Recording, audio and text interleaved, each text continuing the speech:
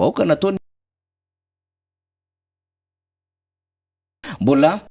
nyelingelen teo anivony Union Européenne moa zany sy ny Amerikana ary narovany tao Crimée zany de hoe avereno aminay mazana be zany lay ino moa zany lay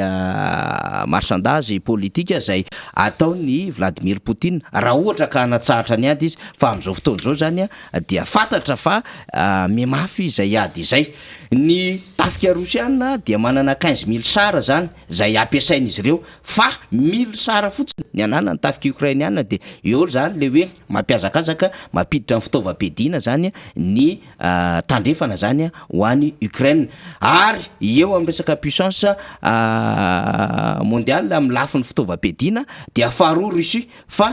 efatra amby 20 ny Ukrainiana zany de zany rehetrarehetra zany mikoty ao anatin'ilay ady izay mandeha am'izao fotoana izao dia le résistance Ukrainiana moa zany na le fanoherana tena mandeha be mihitsy ary tena mifono vy zay mihitsy no lazana azy ireo vahoaka satria misy ny tsy nisafidy ty hivoaka ny toerana fa de hoe rehefa maty de maty ato dia ny tafika Rosiana amin'ny alalan'ireo zera-bomba dia reo site stratégique rehetrarehetra any Ukraine zany no enjehan'izy ireo potehana tsikelikely akoatrin'le hoe aéroport au Kiev zay ilain'izy ireo amin'ny fotoana zay ahazony babo zany zay moa no zava-misy fa mbola mivory ny filan-kevim-pirenen'ny firenena mikambana hatramin'ny omaly mitoy androany firenena telo amby 70 ny ao anatin'izay de ho hitantsika hoe inona ny sazy zay mirotsaka manarakarak' zany adevitra rehetrarehetra izany akoatran'izay dia ny any Canada ihany koa manana olana zany satria dia bloqué ny Canada famatsiana pétrole makatia Russie zany ny fironany amin'ny firenena BRICS zany satria fatatsika tsara misy an'le banque BRICS zany zay nomany reo hoe pays émergent ngeza be indrindra zany niala tao amin'ny tandrefana de iza le BRICS B Brésil R Russie C Chine I Inde S T an'zany tanja be le raha de mianjahanja reo ndray zany Russie mety rava amin'ny BRICS raha ohatra koatran'izay le fandeha any satria tsy nirona nanampy any Russie zareo zany fa nametraka an'izay hoe tsy momba natsy na ho an'ny aro zay mba hikajindrareo lay ino moa zany le firenena fatatsika moa fa i Jair Bolsonaro koa de nanana problème izy le flou brésiliana tamin'ilay gestion Covid-19 sy anisan'le namay an'ilay ampahanala zay tany am'zareo de hoe misy tsy fandraisana andraikitra be da be izany zay amin'ny akapobeany ny fandehan'ny rehetrarehetra fa ny mpanao gazetitsika moa zany dia any andalana any mitaritra ny zava-misy de rehefa tonga tatoerana zareo raha mitondra orona tsara kely foy dia ezahantsika alefa eto anivony fandaharantsika izany zay amin'ny akapobeany fa omaly de nandefa taratasy ho an'ny fitondram-panjakana malagasy zany le corps diplomatique mivondrony etsy amintsika ny Allemagne ny Frantsay ny Amerikana maromaro izy ireo zany ny amin'ny hoe tokony hiraisa Madagasikara feo ho an'ny fanamelohana any Russie de mbola eo miazoazo eo zany le firenena le malagasy zay ny tenentsika arao tsara le raha fa tsy miteniteny foana izahay eto amin'ny miara-manonja satria fatatsika tsara ny zava-misy io le communiqué de presse io zay nisy an'izay fangatahana fanamelohana nataon'ny corps diplomatique avy amin'ireo firenena zay vondrony Europiana sy ny Amerikana zay manohana any Ukraine zany ary manameloka ny fihetsika ataon'ny Russie fa omaly ihany de fa niazakazaka ny ambassadeur zay le tena ady na firenena kely ohatrany ty mantra kely ty le Madagasikara de misy an jeu diplomatique be mihitsiny raha tsy diso hoe misy sary manaraka an'izy io any mana technicienne dia niazakazaka misy le ambassadeur ny Russie eto amintsika niona tamin'ilay ministre ny raharaham-bahiny dia nilaza ihany ko izy ny hoe inona marina ny zava-misy eo amin'ny Russie sy Ukraine zany mba tsy namambolony ny firenena malagasy de eo zany mifandona le iza no enony le fanjakana malagasy teny ary eo amin'ny fomba fakana fanapahan-kevitra de mila misaina tsara le fitondram-panjakana malagasy ao anatin'izao satria mato mandeha zany le lobby ohatran'izao dia samy mametraka amin'ny tongony eo amin'ny sehatra ny afrikana io le sary ny ambassadeur ny Russie sy ministre ny raharaham-bahiny zany zay tratran'izay de asa mo inona moa zany mba ketriketrika fa tsy fatatsika na manana conseil diplomatique moa zany le fitondrana am'izao fotoana zao satria tokony isy daholo zany eo anatina fitondrana ny conseil juridique ny politique économique diplomatique hitantsika eo ny hoe inona ny position raisiny iantso ny lehibe ny institution ve ny fitondram-panjakana iconsulte ny eo anivon'ny resaka tontolo aratafika ave ny fitondram-panjakana zany zay misy ny défense nationale zay iconsulte ny chef d'institution na institution religieuse ny tiako tenenina am'izay ve ny fitondram-panjakana ary ny any ivelany ara dia miconsulte amin'ny mpanohitra mihitsiny ny amin'ny hoe ahoana ny position raisitsika satria miangaze ny avenir an'le firenena lay engagement lay déclaration na manameloka na manohana ny Ukraine zany de eo zany zay nge mahatonga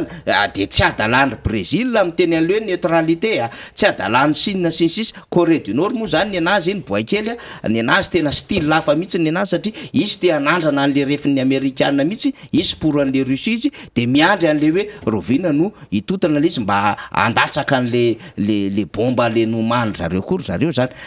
zay amin'ny akabeany fa farany ny déclaration nataon'ny Union africaine zany zay tarihan'ny Macky Sall filoha sénégalais mikasika ity raha ty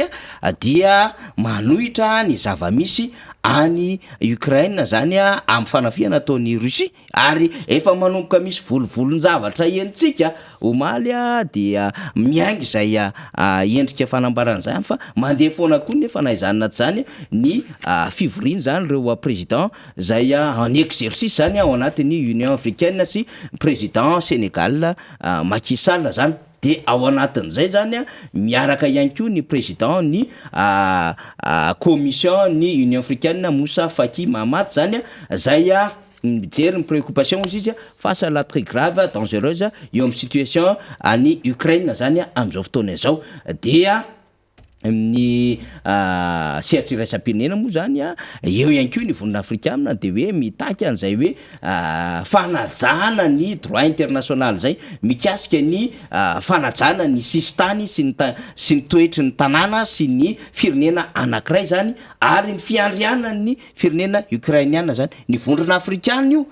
itsika mpikambana ao anatin'ny vondrona afrikana zany hoe pour Ukraine zahirana eo anao raha malagasy aloha zany satria eno koa efa naka position hafahafa hatram'izay de hita eo le fahaizana ara-diplomatique an'ity firenena ity fa iny fanambarana iny ihany koa zany de nitondra an'le alahelo satria misy mpitsomponenana le 500 000 isika miala ao Ukraine fa am'ireo mainty hoditra zany de tsy tafavoaka ao Ukraine reo mainty hoditra zay mieritreritra fa ivoaka zany ao Ukraine am'izao fotoana zao dia censuré na voasivana zany ny am'le hoe reto fotsy hoditra reto manana taratasy efa en règle ara-dalàna fa na manana taratasy ary le mainty hoditra zany dia lasa mbola aty amin'ny 3e 4e plan ty vao mivoaka zany fa priorisendry zareo lay fotsy hoditra zany hivoaka ny sistany ny Ukraine zany am'izao fotoana izao de natezitra mivondrona afrikana zany fa nahoana kosa mo samy tompona andraikitra samy olona zay manana maizy azy zao eo amin'ny sehatra raisam-pirenena nefa dia anisany voailika izy ireo zay amin'ny akabeany fa ny position ny eta malagasy moa zany de mbola tantara be indrina fa tsika tsy miditra amin'ny intsony fa efa betsaka ny zavatra nyresantsika fa avelao izy aloha hiasa sainy eo inona ny fanapahan-kevitro raisiny de mba ampiasa an'le ketriketrika fa hatram'izay manko ny oeraoera reto fitondram-panjakana reto zany de hitantsika tsara hoe sur le plan diplomatique tena havanana ave sa mbola amateur ihany koa satria ao anatin'le tena sarotra zao fanapahan-kevitro zao kanefa ho sika miangazeny firenena de resaka fisainana zany rehetrarehetra zany eny ary misy sary vonina eo mikasika ny grevy eny votovorona zany satria raha ny vaovao fantatra zany de tonga ny alakamisy mifenariveny ny mpitandro filaminana dia mandositra ny mpianatra dia alefatsika vetivetika aloha zay sary izay tsy fantatra hoe firy seconde firy minutes ty fa raha tsika moramora manaraka an'izay angambany tsisy feo zany fa tonga de zao zany zava-misy ery votovorona zany fa efa tonga eny alakamisy zany satria midina manatona moa zany mpianatry ny polytechnique zay manao an'izay grève zay ao anatin'izay ny bourse ny digitalisation ny bloc sy ny projet ny inona ty ministère ny enseignement vety hitantsika eo zany fa ohatrohatran'izay zany zava-misy ambiance atao anatin'ny sary foy iny nalefantsika iny am'izao fotoana zao fa de eny alakamisy ny mpitandro ny filaminana zany zay no azo ampidirina zay adihevitra aloha rina fa ny tena ihany ko tsy maintsy mbola hanomana lafin-javatra ianao efa handray ny solombamoaka ny Madagasikara voafidy tao amin'ny distrikta Amparafaravola ary dia vonombonina misy ny deputera Bekitsana satria dia iresaka amintsika gona any tanàna izay efa miasa any amin'ny baibory rehetrarehetra any anaty karera jiaby any fa mino zay fa mieno siko zany efa mitondra an'le radio carte efa mampiditra an'ilay écouteur samihafa sy le radio kely efa avy resaka indray zany monsieur le député efa io izy gona fa miandro fandamina kely avy amrina de miverina eo indray tenako rehefa aveo tonga de ho raisitsika ny député Rabekitsana Solofohery Solombavamboaka lany tamin'ny alalan'ny Tiko Madagasikara tao amin'ny distrikany Amparafaravola izy ko moa mbola maika hamonjy fotoana ihany koa rehefa aveo dia avy hatrany dia ho raisitsika satria mbola manana fotoana izy any amin'ny teny meram-pirenena amin'ny 1/20 fa mandeha de mandeha ny fotoanantsika miarabanao député Rabekitsana tsy maintsy ajaitsika zay fotoana izay tonga indray eto amin'ny miara-manonja MBS Radio Mada miaraba namanarina ary miarabanareo teknisianina ato amin'ny radio miara-manonja indrindrandrindra ny radio Ravavy rehetra miaraba manokana ny mpiandraikitry ny MBS any amin'ny faritra indrindra amin'ny distrikana Ambatondrazaka ao amin'ny MBS Ambatondrazaka namana rina ihany koa ka dia miarabantsika rehetrarehetra namana niry ny ao amin'ny MBS any Ambatondrazaka miaraba manokana ary misaotra ny amin'ny fiara-miasa rehetrarehetra namana niry miaraba manokana ny vahoaka any amin'ny distrikana Amparafaravola kokoa manokana zareo Morerano Prom sy ny Andrebakely manomana ny redynamisation izay tsy maintsy atao amin'ny herinandro ambony indrindrandrindra fananganana ny resaka atokontsika atoko malalatsika atoko politika tim ka dia zay ny iarabako namana rehetra miaraba ny navita ny journée des écoles tany amin'ny distrikana Amparafaravola satria asa masina ny asa fampianarana ka dia vita somatsara ny journée des écoles tany amin'ny commune rurale Ambombandroso indrindrandrindra tany amin'ny commune rurale Andranobe tenanay moa anisan'ny manampy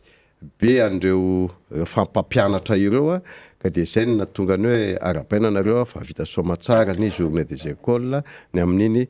zavatriny ny amin'iny titona ity zay ny hoe lafa dia misaotranao namanarina ny amin'ny fandraisana ary misaotra betsaka ny anareo mirala izay développé aniny resaka raha iresa-pirenena dia nyresaka Russie sy Ukraine iny fa mazava tsara zany ny fanazavana nataon'ny namana faniry teo ny zavatra ho resahana aloha dia resaka fahavaratra RN44 io moa dia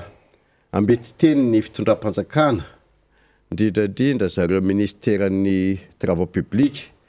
hoe RN44 RN44 atraizaka tsara aloha le hoe RN44 aloha ny zava-misy zanakatia dia nanomboka amin'ny 7 hariva za omaly tonga teo amin'le andrano kobaka tsy afaka teo ratsy efa maraina ny andro ny antony tena maraina tamin'ny firy teo zany maly maraina tamin'ny 2 maraina tamin'ny 4 maraina fa maraina mihitsy fa maraina mihitsy ka ny antony dia tena ratsy be le lalana ny zava-misy zany zao dia eo manomboka atreo Ambosary zany zao ny lalana hoe efa vita goudron nefa iny tsefatsefany mbola misy eo amin'ny 7-10 km ny tsy vita goudron zany manomboka Marivoy jusqu'à Ambosary ny Ambosary Andaingo dia mbola tsisy resaka mihitsy na ny 0 ary ny eo Andaingo jusqu'à trano Vodiala vomaninao ny vomanomboka manao zareo ny amin'ny resaka fanamboarana an'le izy mihitsy a Terrassement. ny terrassement mbola tsy vita mbola vao misasaka ka ny fahitana an'le izy a milona be le fanaovan'zareo le R144 programme-ndrareo de hoe tsy maintsy vita am'ty taona ty a na voalondon'ny 2023 ny analyse nefa rano fizotra ny asa nandritra ny telo taona 60 kilometra manomboka Marivoay jusqu'atreo Ambosary nandritra ny telo taona mbola tsy vita eo amin'ny 90% ny vita zany hoe eo amin'ny herintaona sy tapany zany sisa ny anaovana ny Ambosary jusqu'atreo Vodiala de zay nefa mbola misy anoany amin'ny 90 kilometra mbola tsy vita am'izao fotoana zao dia fahavaratra ny andro rano ratsy be ny toetrandro ka dia mifampitady amin'ny R144 iny ny eo distrikta Parafaravola manokana de ny eo Paskely dia manaitra ny fitondram-panjakana ihany ny tenako fa hoe fa vita tsisy lalana vita zany eo Paskely zay surnomena moa zao hoe Manainga Jipo 2 ka dia ilazana ianareo ministèren'ny travaux publics sy eo amin'ny faritra loatra mangoro fa mbola tsy misy lalana vita ny eo Paskely fa de mbola rano be ny eo zao zay ny mikasika ny R144 i Namanarina any amin'ny faritra loatra mangoro any indrindra ny distrikta Parafaravola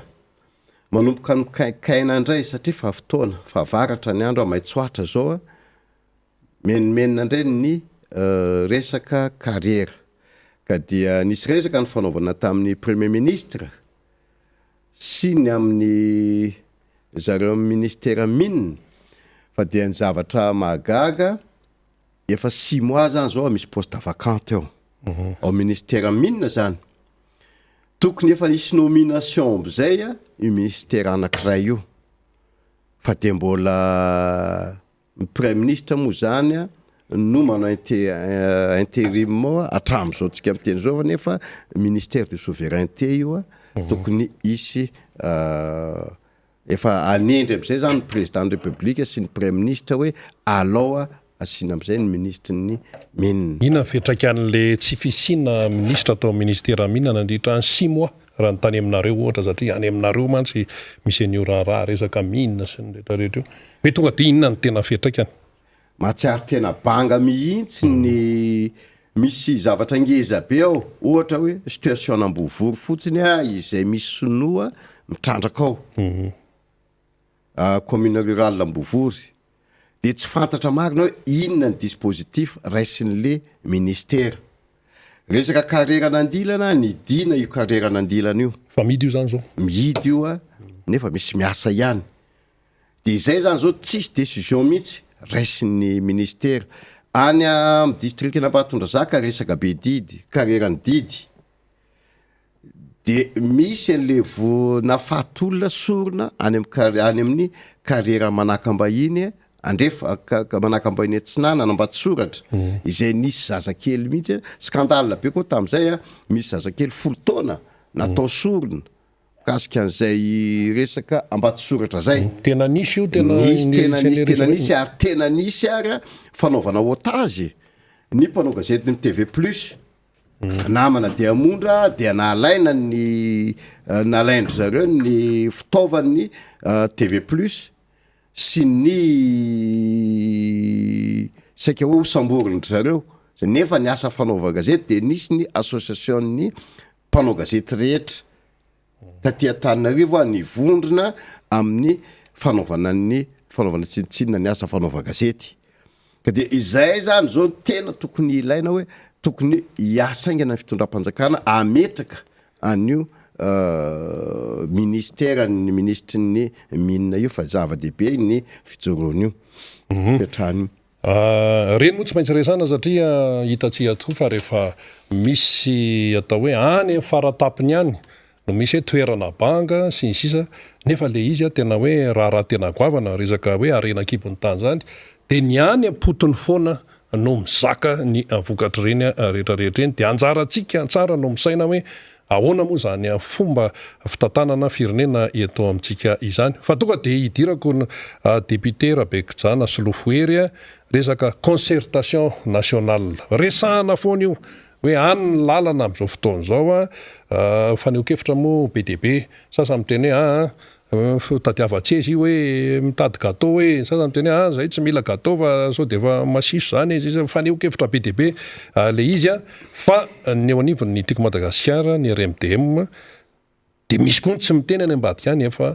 dia hoe resy lahatra amin'io resaka io. Fahitanao azy? Ny fahitako an'ilay izy namana rina ary misaotra betsaka ny amin'ny fametrahana zay fanontaniana zay, io resaka CENI nisy ny fanaovana fisoratana anarana fijerena kaiky ny lisitry mpifidy any anivon'ny CENI indrindra any amin'ny resaka fokotany. Ny fanentanana ataotsika dia hoe entanina ny vahoaka mba hijery sy soratra anarana ny lisim-pifidianana any amin'ny fokotany. Efa nisy ny fametrahana hoe tamin'ny 28 omaly zany, omaly 28 février omaly tokony ny nijanona ny efa tonga any anivon'ny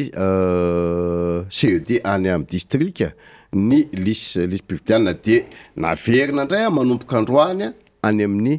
fokotany io lisim-pifidianana io, ka eto dia mbola manentana ihany izahay jerevo ary arao maso tsara ny lisim-pifidianana any amin'ny lisitry mpifidy ny tena izy, fa tsy lisim-pifidianana, lisitry mpifidy eny anivon'ny fokotany. Ho anareo feno 12 taona mihoatra zany tokony hijery akaiky nareo hoe tafiditra anaty lista ve asa tafiditra ao anaty lisitry mpifidy ve izasa manahoana. Ny fahitana an'le izy namana rina dia ny vahaolana akaiky mba tsy isiny le savorovory indray rehefa any aoriana any isiny doublance namany, aloha entanina isika drindradrindra ny eo amin'ny fitondram-panjakana tsy misy hevitra mihitsy io raha tsy misy ny concertation nationale. Lasa tsy maintsy isy problème foana, misy problème foana io resaka fifidianana io, ka dia ny fahitako an'le izy dia aloha isy fokonandoha mihitsy, fokonandoha pirenena na concertation nationale mba ampazotra tsara ny raharaham-pifidianana eto Madagasikara eto. Tadidio efa miditra ny volana marsa sao, efa anatin'ny volana marsa antsika sao 2022, manomboka eo amin'ny volana juin 2023 zany hoe afaka heritaona zany, heritaona io fotoana mahery kely, efa tsy maintsy mametra-pialana ny filoham-pirenena. Efa resaka fifidiana zay ny takiny lalam-panorenana, zay ny baiko lalam-panorenana, tsy maintsy mametra-pialana ny filoham-pirenena. Izao zany resaka fifidianana foana zany zao no resaka tokony izy, fa tsy de misy tsonony resaka fampandrosoana. Ny antony hijery sahady isika hoe ahoana ty raha-pifidianana ty, ka dia izay no mahatonga na miteny hoe ny concertation nationale ny vahaolana aingana mba ampizotra ny raha-pifidianana, mba tsy hisy ny fifandrindrana asa resaka politika, mba tsy hisy ny fifidianana tsy ho eken'ny vahoaka, fa dia raha vao misy ny concertation nationale na faka ny fanakalozan-kevitra eny anivon'ny sehatra nationale, izay ny mampandeha ny fifidianana io. Concertation nationale vahaolana io moa zany no avoizina amin'izao fotoana izao. Manahoana ny fiantraikan'izany, fandrenesana an'izany concertation nationale zany any tanàna rehetrarehetra any, io mantsy apetraka foana satria misy meritreritra ny ambadika any hoe concertation nationale raharahany atoko politika zany, raharahany zareo any ambonimbony any zany, raharahany député zany sy ny sisa. Nefa izy rahapirenena ahoana no mba fandraisan'ny olona any tanàna rehetra any any ity raharaha ity mazava aminy ve ilay izy ny tena dikany sy ny hoe ezaka mba hirosoana amin'izay ho antsika ao anivon'ny atokotika Madagasikara dia efa manentana sady manao an'le redynamisation efa manentana izahay tompona andraikitra anivon'ny distrika satria efa manao ny manangana ny au niveau an'ny base rehetrarehetra any Fokotim sy ny Komtim amin'izao fotoana zao efa eo mpanaovana an'izay mihitsy izahay zao ka dia zany ny takin'le vahoaka hoe tokony nisy fikoanam-pirenena mba ampizotra tsara ny raharam-pifidianana eto Madagasikara ary ny vahoaka any amin'ny distrika Namparafaravola dia efa mangetaentan'izay concertation nationale zay mazava zay mialoha ny idirana amin'ny resaka hoe tsy fandriam-pahalemana efa ny resaka team ihany ianao teo efa misy ny calendrier maro samihafa resaka redynamisation amin'ny tiako Madagasikara mbola mitoy izy io raha tsy diso inona ny azo ambara misaotra betsaka namanarina ary zay indrindra ny tena lara-pahamehana amin'izao fotoana zao ary tsy maintsy ho ataontsika ny fanaovana an'le redynamisation efa tena mandeha any anivon'ny distrika Namparafaravola efa misy commune maromaro no vita zay nanangana ny Komtim sy ny Fokotim ary fametrahana an'le système na folotafo any anivon'ny commune ka dia amin'ity herinandro ity amin'ny lakamisy ho avy zao dia anjara nandrebakely avaratra indray no anao an'ny redynamisation ka dia ilazana ianareo namana mpikatrika rehetra tiako Madagasikara any amin'ny commune rurale andrebakely avaratra fa amin'ny lakamisy ho avy zao dia isy ny fikonan-doha atsika tiako Madagasikara dia miakatra daholy ianareo any amin'ny Fokotany dridradrindra ny Fokotim dridradrindra ianareo Tangalamena na Olobe fakakevitra eny anivon'ny Fokotany ao anivon'ny commune rurale andrebakely avaratra fa isy ny sady fampiarabana tratry ny taona izy io no ijerentsika ananganatsika ny Fokotim au niveau an'ny Fokotany ary ametrahantsika ny Komtim na au niveau an'ny commune rurale ao andrebakely avaratra ny tapany maraina io ny tapany hariva indray dia miditra any amin'ny commune rurale Vomena zany hoe anivon'ny distrika Namparafaravola indray manomboka amin'ny telo sasany amin'ny roa sasany hariva ao Vomena ary ny andrebakely avaratra ny amin'ny sivy ora maraina ka dia entanina sika samy sy miponitra fa iomana ny resaka fananganana sy ny redynamisation amin'izany sehatra zany ny amin'ny misy ny sady fambolekazo no fitsangatsanganana no fampiarabana tratry ny taona ary ny redynamisation indray any amin'ny commune rurale Moragano Krom dia amin'ny sabotsy 13 mars aorina valy marsa zany 13 mars zany no anjara ny commune rurale Moragano Krom ka izy io etsika lehibe mihitsy zany hoe commune anankitelo dia ny commune Ranomainty commune Ambodirano ary ny commune Moragano Krom no iaraka isika ho ataontsika ao Moragano Krom io any amin'ny toerana Akasia zay any no anaovana tany malalaka misy hatrany amin'ny 2 kilometra hatrany ny velarany io tany io namanarina ka dia etsika be ho an'ny tokotiako Madagasikara any amin'ny tapany atsimo no atao amin'io isy moa zany no famonoana omby zay tolotry ny solombavam-bahoaka fampiarabana tratry ny taona sady fisaorana any vahoaka any anivon'ny Moragano Krom satria zava-dehibe loatra ny fananatsika olom-boafidy ao anivon'ny commune Moragano Krom maire de la commune rurale ao Moragano Krom dia ny solombavam-bahoaka dia iaraka zany ifanometanana ary drindrandrindra anao fety isika amin'ny fampiara-banatraritry ny taona sy ny fisaorana ny vahoaka indrindrandrindra ny fanaovana redynamisation de dinidinika maro samihafa mba ampabevoany atoko tiako Madagasikara anombana sady isika ny fanomanana ny pré-campagne ary indrindrandrindra ny fametrahana any président Marc Ravalomanana ao anivony mba ho lasa hitarika sady izy no ho apetrakatsika am'izany ho filoham-pirenena amin'ny taona 2023 zany ka dia antsoina isika rehetra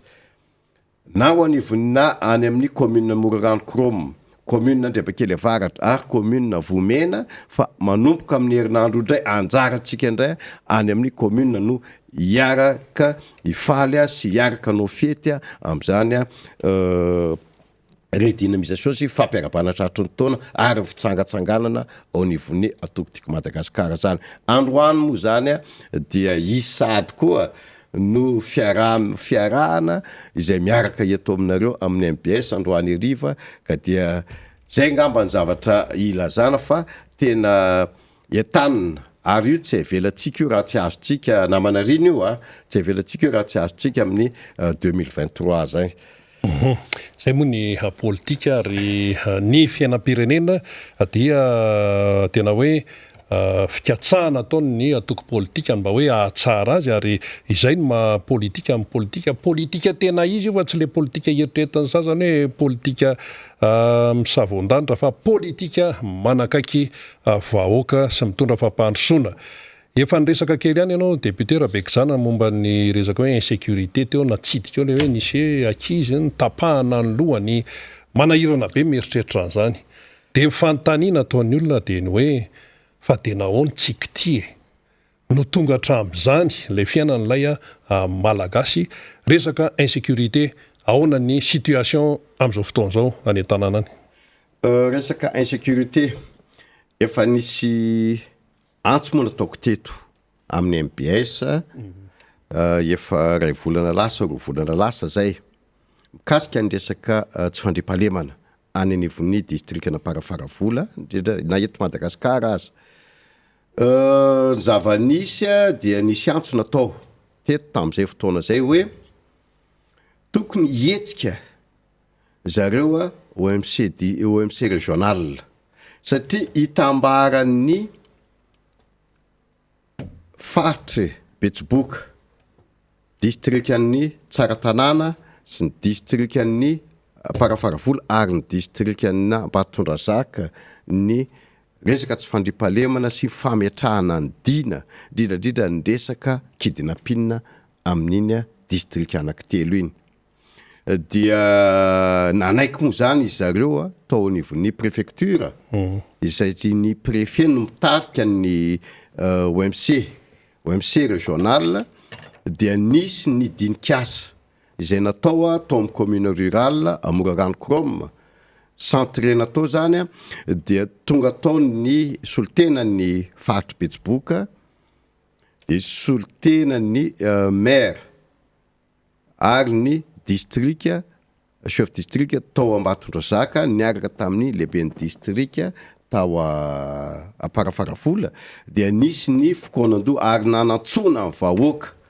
vahoaka mihitsy iaraka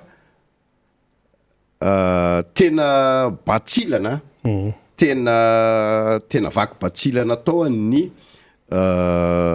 io resaka kidnapping io satria malaza io resaka kidnapping io any amin'ny distrikana Parafaravola dia nisy ny résolution izay natao tamin'izay de hoe fametrahana ny dina fametrahana ny dina iraisana ao amin'ny distrikany zareo any Tsaratanàna sy ny distrika roa de ny Ambatondrazaka sy ny Parafaravola de zay moa zany ny fandeny ka dia mino fa niatrika asa zay nataonay tao dia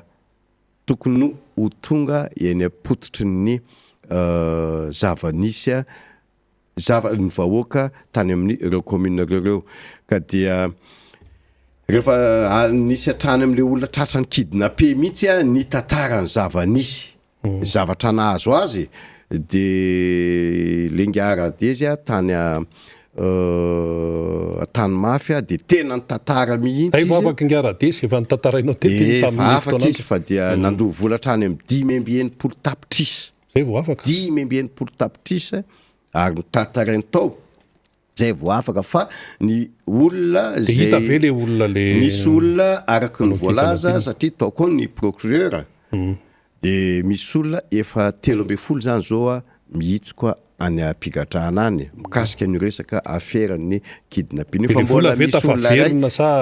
tafaverina le olona mbola misy olona ray zany araky ny voalaza de mbola tediavina am'izao fotoana zao mikasika niny resaka kidnapping tsy fandripalemana amin'ny ankapobeny am'izao fotoana zao maitsoahatra ny any amin'ny any faritra loatra zao na eto Madagasikara mihitsy mandry tsy lavo loha ny vahoaka dia nisy ny fanetanana andreo mpitandro filaminana izay nampimenimenina le olona zany de hoe famaninina izay vahoaka andray no miantoka ny sakafo andreo dasy na détachement autonome de sécurité na ho an'ny commune manarana ny poste fixe na gendarme zany maninona no izay vahoaka no mbola miantoka ny sakafondreo mpitandro filaminanareo satria tokony efa misy zany tsisy teti-bolany any amin'ny efa misy tokony efa misy budget zay omaniny efa misy teti-bola tokony efa misy teti-bola mihitsy satria zay ny efa nidininy atao amin'ny Assemblée nationale tamin'ny loi des finances initiale teo efa misy teti-bola nanome toko moa ny zareo anivon'ny mpitandro filaminana de ny ministre de défense sy ny secrétaire ampanjakana ao amin'ny gendarmerie fa hojerena kaiky ny fanomezana vatsy ho an'ireo teti-bola indemnité ho an'ireo gendarme sy miaramila izay manao ny poste fixe sy dasy na détachement autonome de sécurité any am'ireo commune zay mangataka an'izy ireo ny any amin'ny faritra loatra mangoro moa dia ny régiment ny Andilamena sy ny ao station no mangataka le miaramila mikasika an'izay ka de efa misy ihany niezaka nataonay solom-bavambahoaka indrindra tenako manokana ny amin'ny fijerena kaiky andreo resaka tsy fandripahalemana any amin'ny district Amparafaravola io de verina zany fa de mba hoe tsara ny fandripahalemana fa io moa zany de iraisan'ny Madagasikara ray manontolo zany ny any aminareo ny Amparafaravola député fa ny amin'ny atoerakafa ny aty Andrenivohitra sy ny any rehetra dia miaina an'izay tsy fandripahalemana zay amarana ary isika zay tsy tazomiko ela ianao satria mbola monjy fotoana any amin'ny atemera pirenena entinao mamarana azy ary sy ny tianao mafisina ao anatin'izay ny amaranako azy dia somary maimaika moa androany fa mbola misy fivorina commission mikasika ny enquête parlementaire ny ao amin'ny antenimera-pirenena fivorina commission zay zany zay ka dia tsy maintsy anatratra ny amin'ny 12 ny nivon'ny antenimera-pirenena ny tena koa mikasika zay fa ny famaranana le izy dia mikasika ny ty resaka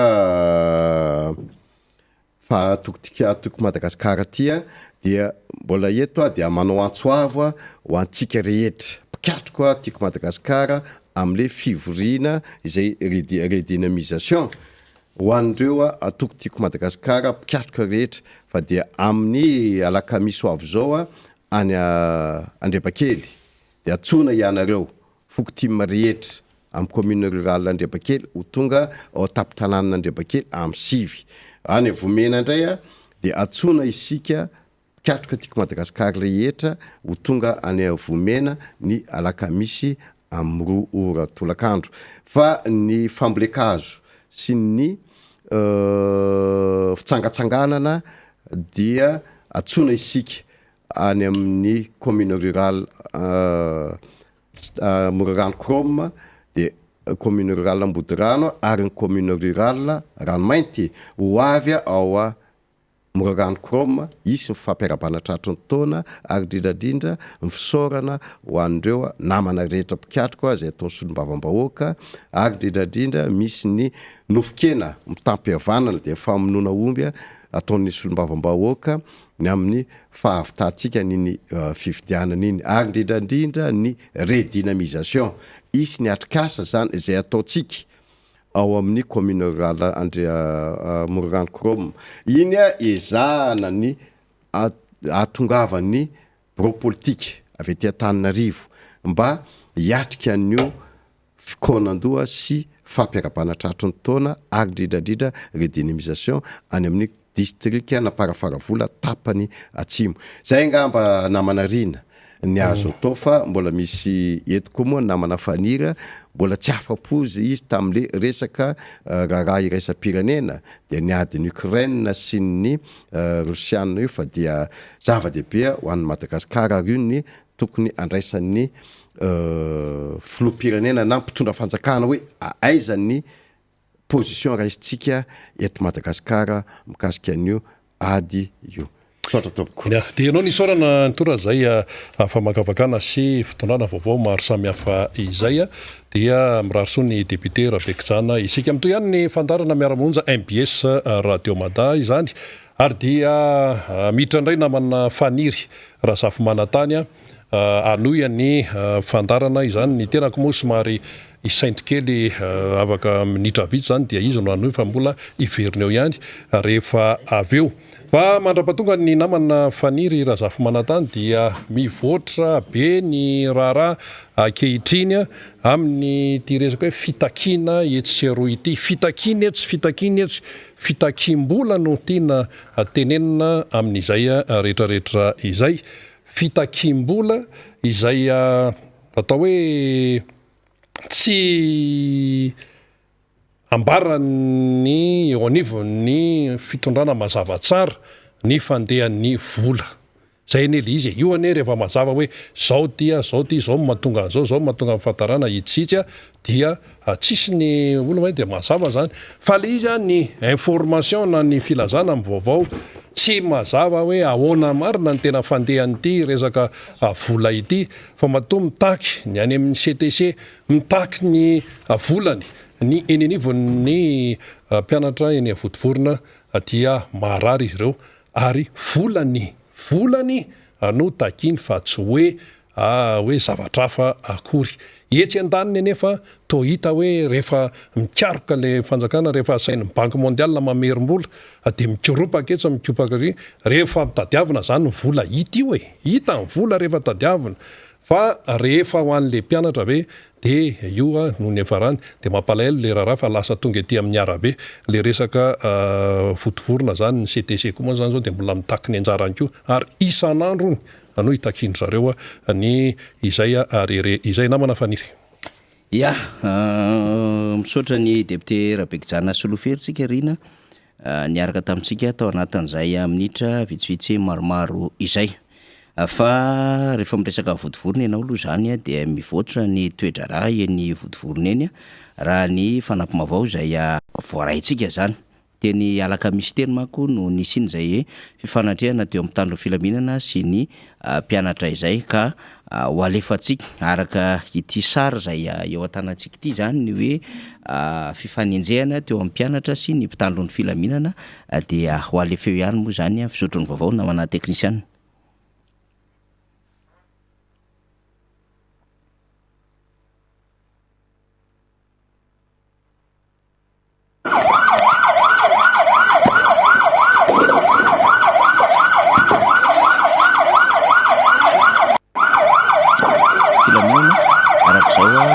Hitatsika azy zao de misy ihany koa zany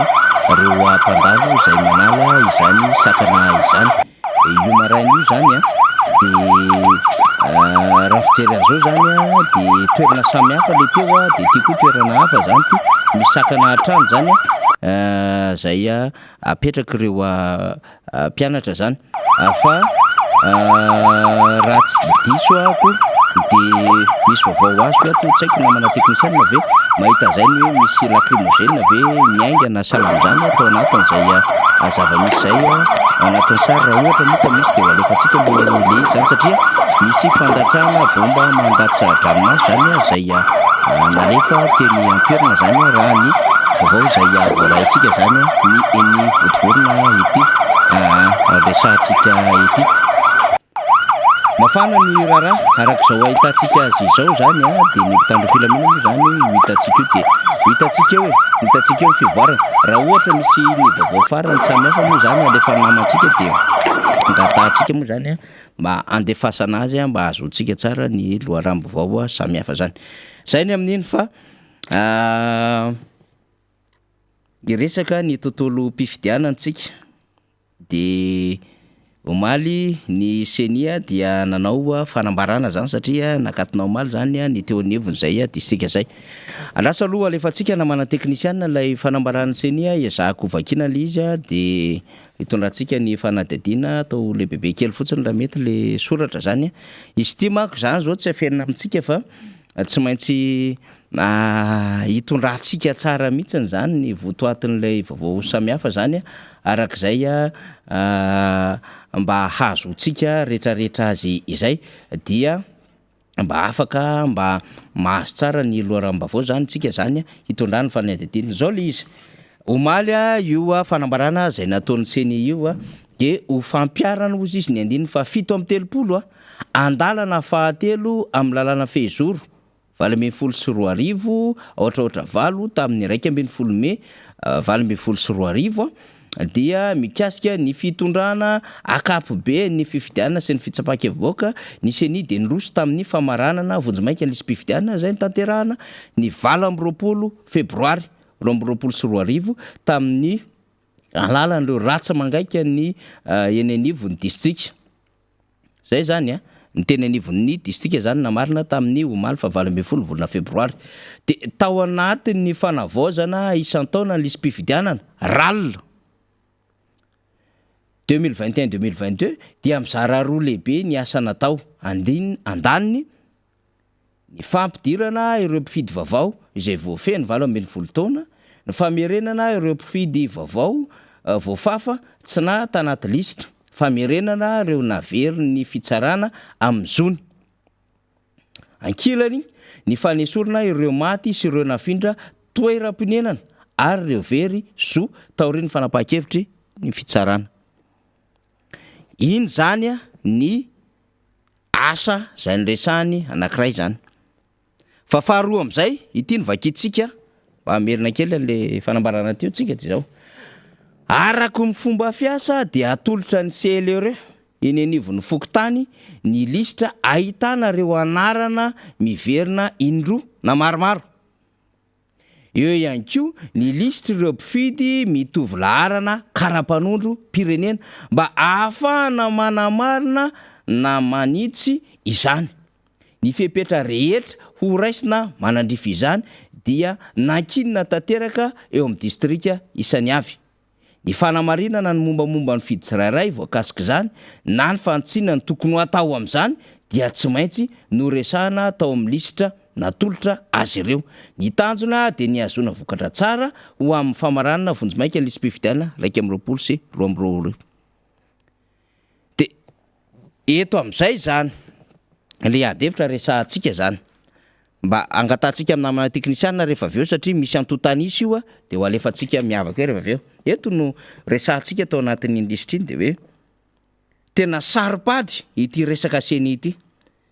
satria akoatra ny ralina zay fanao isan-taona na ny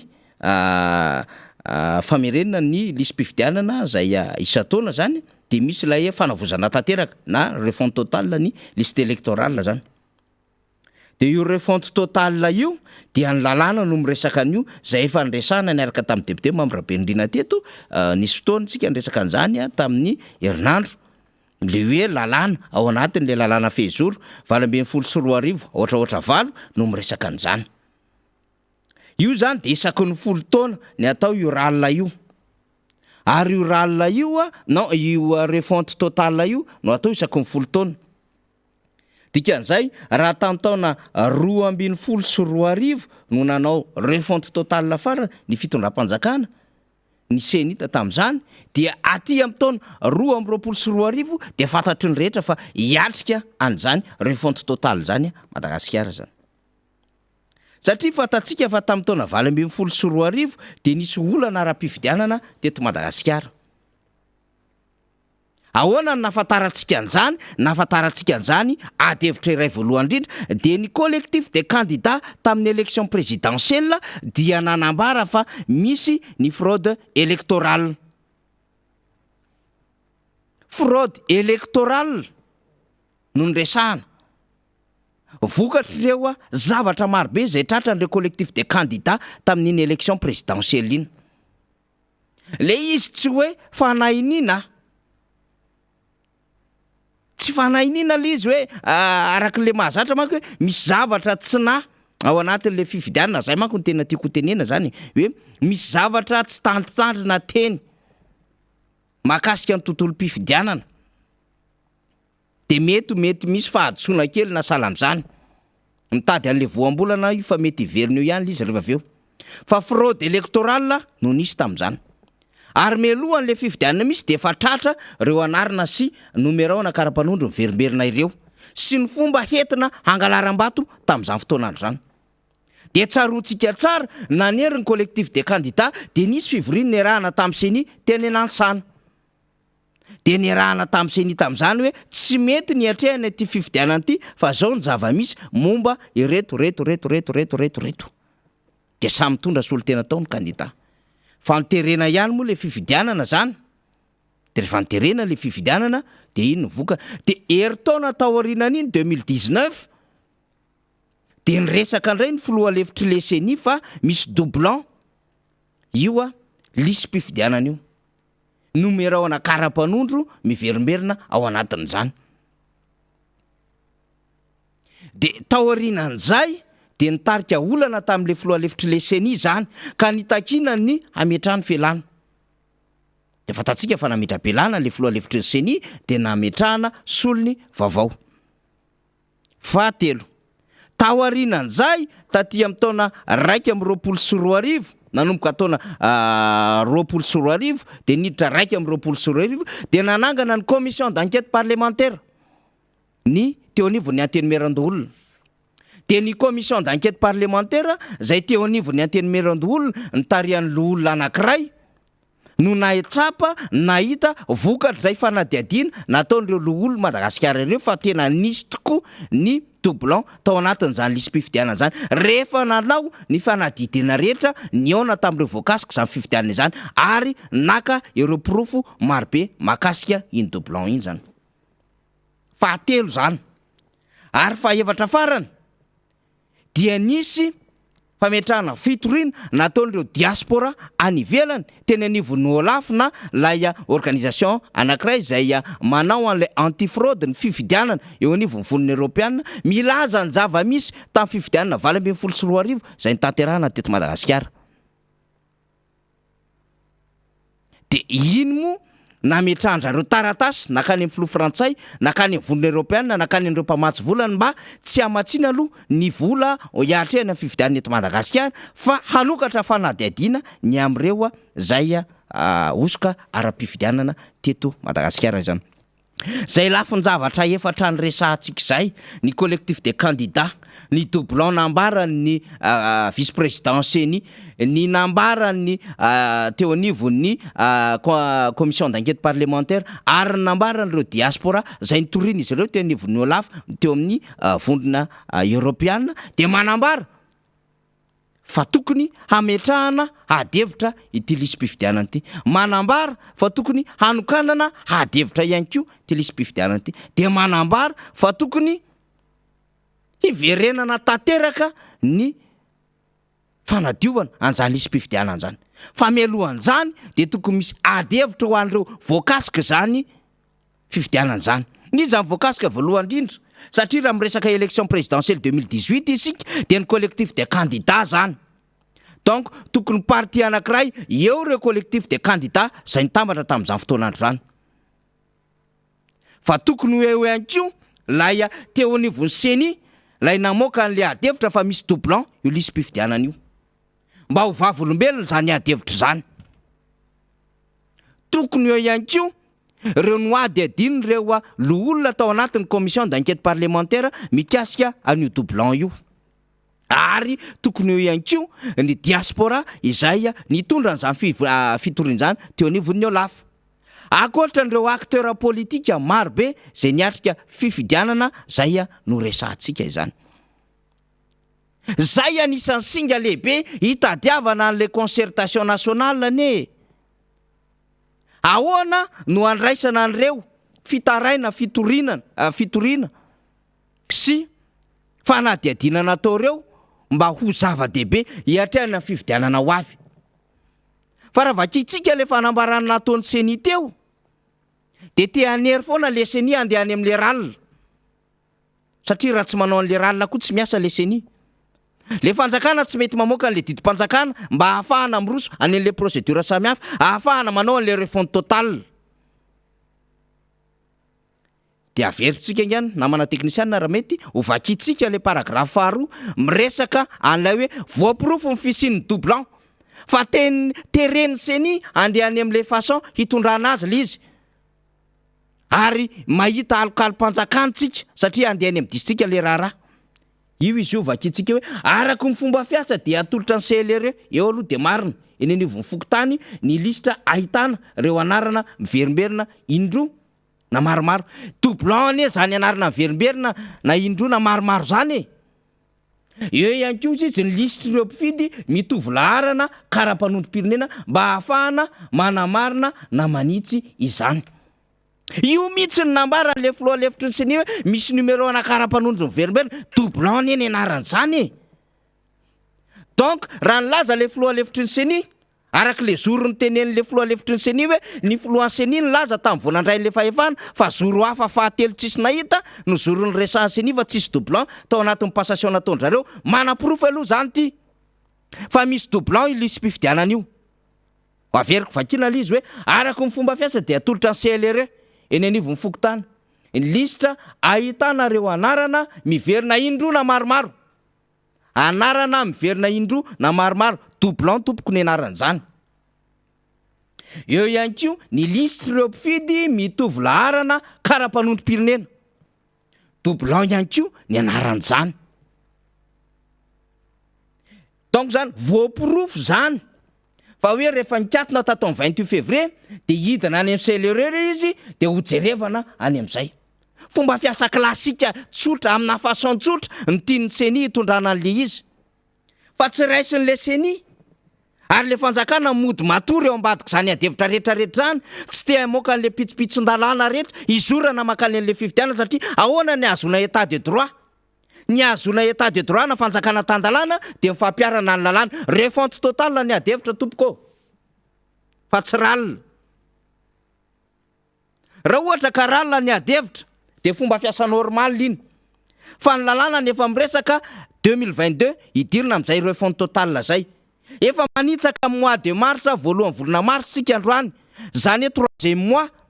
ao anatin'ny année 2022 mbola tsisy adevitra akoriny mikasika an'izany refonte totale zany. Nefa porofon'le adevitra fa misy doublon ao anatin'le lisy mpifidianana. De am'izay le izy mba aseho kely namana teknisiana tsy hoe niena lay liste fa mbola nitombo lay isa mifidy zany. De ty le izy arak'izany ozy izy de mifidy dia 10 512 419 na 7,700 sy 4 arivo sy 1 alina sy 10 metsy sy 10 tapitrisa. Ny voasoratra anarina nandritry ny ralina tamin'ny ny faranana 15 mai 2021. Eo tamin'ny 15 mai 2021 tamin'ny heritaona io de zao zany izy nisa mifidy vaovao 380 601 na 200 sy 4 alina sy 3 hetsy. Nisa mifidy ny esorina dia 180 039 na 730 sy 4 alina sy 1 hetsy. De nisa mifidy ny faranana vonjimaika ny 24 febroary omaly io taona 2020 sy 2 arivo dia 10 712 981 na raika amin'ny 27 sy 2 arivo sy 1 alina sy 7 hetsy sy 10 tapitrisa. Zany hoe ny tany fitombona zany de ray faingo raiky am'y 100 teo anelan'elan'lay 10,712,980 na ny asorana le 10,512,419 zany no nahitana an'zay hoe 1,91% zay lay tapitombony lay fidy zany. De tiatsika tenenina ao anatin'zany rehetrarehetra zany de tsotra fotsiny ihany ny aminy hoe lisy mpifidianana mbola tsy afaka doublant io 10 millions resahany io 10,712,000 io fa hafa le lisy mpifidianana zay niangana taty amin'ny niasana taty amin'ny 2018-2019 de mbola niasany iny lisy mpifidianana iny taty amin'ny élection législative le misy doublant io mbola niasany iny lisy mpifidianana iny niatrahany amin'ny élection communale le nisy doublant io ary ny lisy mpifidianana nisy doublant iny zay nahalany an'ireo maire sy ireo conseiller no mbola nientina niasa nanaovana lay sénatorial zany hoe lay lisy mpifidianana nahalany ho ia satria rehefa tonga le maire sy conseiller de reny nivadika lisy mpifidianana vaovao satria grands électeurs ny élection sénatoriale de mbola tafitatany ihany na tsy mivatana ara fa ankolaka le fifidianana sénatorial dia tafitatany ihany satria azontsika verina fa raha iny lisy mpifidianana nisy doublant iny de mbola azo nampiasaina zany iny taty amin'ny communal fatatsika fa mbola betsaka ny ady ary mbola tsy mandeha izy am'izao fotoana zao satria misy fifidianana tokony averina tsy naverina misy be ny tanàna commune tsisy be ny tanàna am'izao fotoana zao de mbola olom-botendriny ao zany eny zava-misy am'izao fotoana zao hoe nisy olom-bavamboaka maro no nitambatra hoe nisy alabato tamin'ny fifidianana iny vokatry ny doublant daholo zany rehetrarehetra zany ka ahoana ny tsy edikevitra zany ahoana ny tsotsorina fotsiny zany any anatin'ny asan'ny seni de forcena tsy maintsy anoral le seni de resahana tsotra fe araka ny fomba fiasa de averina any amin'ny CLRE de ny any amin'ny CLRE manala an'le anarana verimberina le numéro verimberina fa maninona tsy raisina ho zava-dehibe reto fitoriana fanamariana fitarainana fanadihadiana zay nataony lolo Madagasikara teo aloha reo nataony diaspora nataony collectif des candidats nresahany le vice-président seni zay ny déclenché an'io adevitra doublant io zany ane le adevitra ary zay mahatonga ny anivo mifanoheriny ndao anao concertation nationale fa tsy milaminy ty revi ty mbola eo foana le fotom-pisainana le mbola te hilalao an'le kilalao malotona dola makota tiatrehany an'le fifidianana ho avy eo satria fantatra tsara mihitsiny inona ny zavatra ketrehan'le fanjakana atao le zavatra ketrehan'le fanjakana atao de trotra ahoana ny brigena an'le mandat ho avy amin'ny 2023 de zay ny aza izy tsy miresaka aminao resaka fampandrosoany zany izy tsy miresaka aminao resaka hoe miprograma QR ny anazy izy no nitondran'le initiative émergence Madagasikara lay mivadika plan émergence Madagasikara lay drafitra zay tsy tafavoaka am'izao fotoana zao fa nga zany tsy mampiasa ny sainy zany fa ny azy de hoe no mbola iverenina 2023 zay ny azy mampiasa ny sainy ka na io ara ny lalàna tokony hiatrehana an'izay ny processus rehetrarehetra ny procédure atongavana am'zany de zao tsy vakiny loha zany fa verivereziny eo de zay gne mahatonga ny mpanohatra de mbola misy tsy tonga saina am'zany le mpanohatra sasany fa de hoe avelao andeha amin'ny seni io fa tsika vonina de ao ihany le dola makota mbola ao ihany le fomba fiasa maloto mbola ao ihany le eritreritratry mbola ao ihany le zavatra rehetra nentina zay nanaovana an'le fraude électorale tamin'ny 2018-2019 de zay zavatra rehetrarehetra zay no hitondrantsika ny fanamariana hoe zava-dehibe no ilaina n'izany concertation nationale zany anisany efa miteny am'izao fotoana zao reo vondrona toko politika maro samihafa fatatsika koa va voateny ny RMDM mantiky Madagasikara vonona panorama ny ASVM sisisa hoe tena ilaina no fandaminana an'io resaka fifidianana io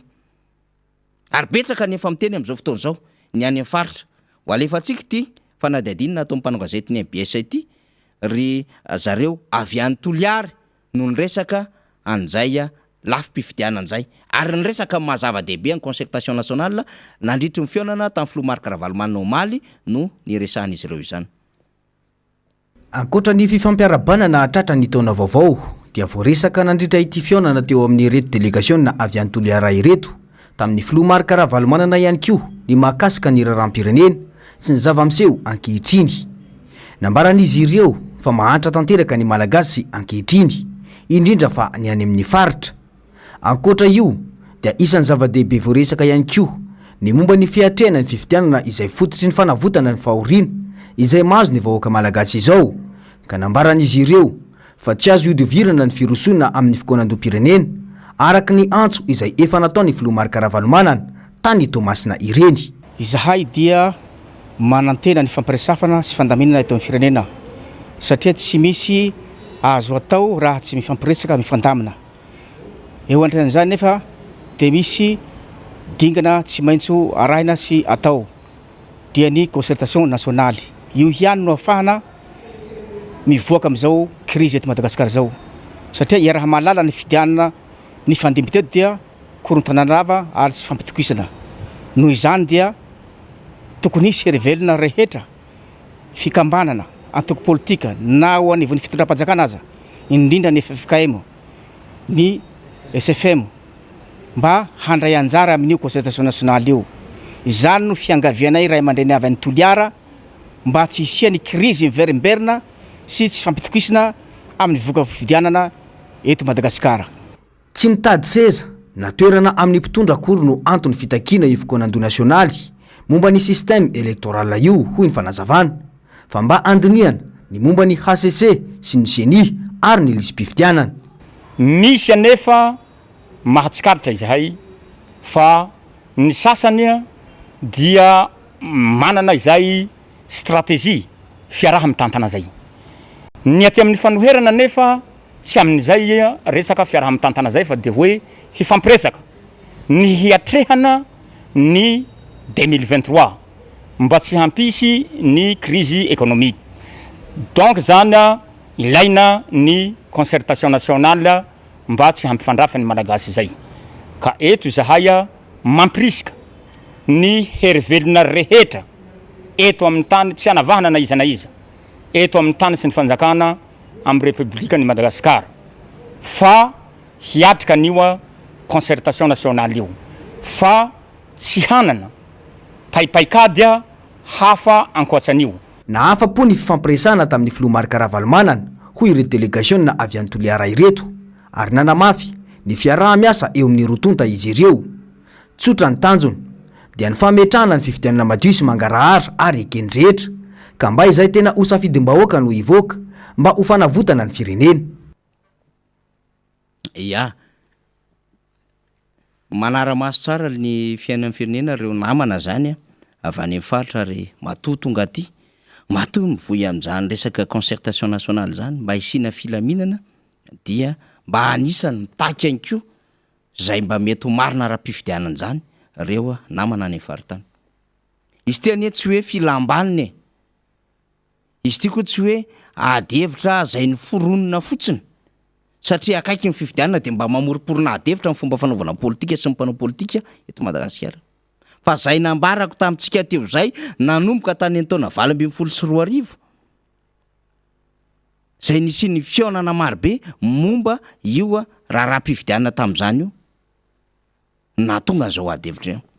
Raha raisin'ireo dia tena miteny misy tsika ny hoe tsy ara-dalàna le fitondrana amin'izao fotoana izao. Mety hiteny izy élu démocratiquement na hoe lany tamin'ny fomba ara-dalàna ara-démocratique satria nisy latsabatana tao fa io zavatra hitantsika hoe misy 1,100,000 mahery doublant tao anatin'izany dia miteraka zany crédibilité ana élection manomboka any amin'ny CENI sy ireo nandray anjara tamin'ny fifidianana. Dia io zany anisan'ny maharatsy fototra an'ilay fitondram-panjakana amin'izao fotoana izao satria tsy araka ilay tokony ho izy amin'ny alatra tsinona nipetrahany eo ambonin'le sezako amin'ny fomba tsy ara-dalàna mipetrahany eo ambonin'le seza amin'ny fomba hafahafa mipetrahany eo ambonin'le seza Ary mirazotra tamin'ity commission d'enquête parlementaire ty lay nampidirina fitaovam-piadiana teto Madagasikara tamin'ny taona 2024. Satria efa zay ho any tao anatin'ny sain'le mpitondra fanjakana hoe ahoana ny azotsika n'le fanjakana tamin'izany fotoanandro zany.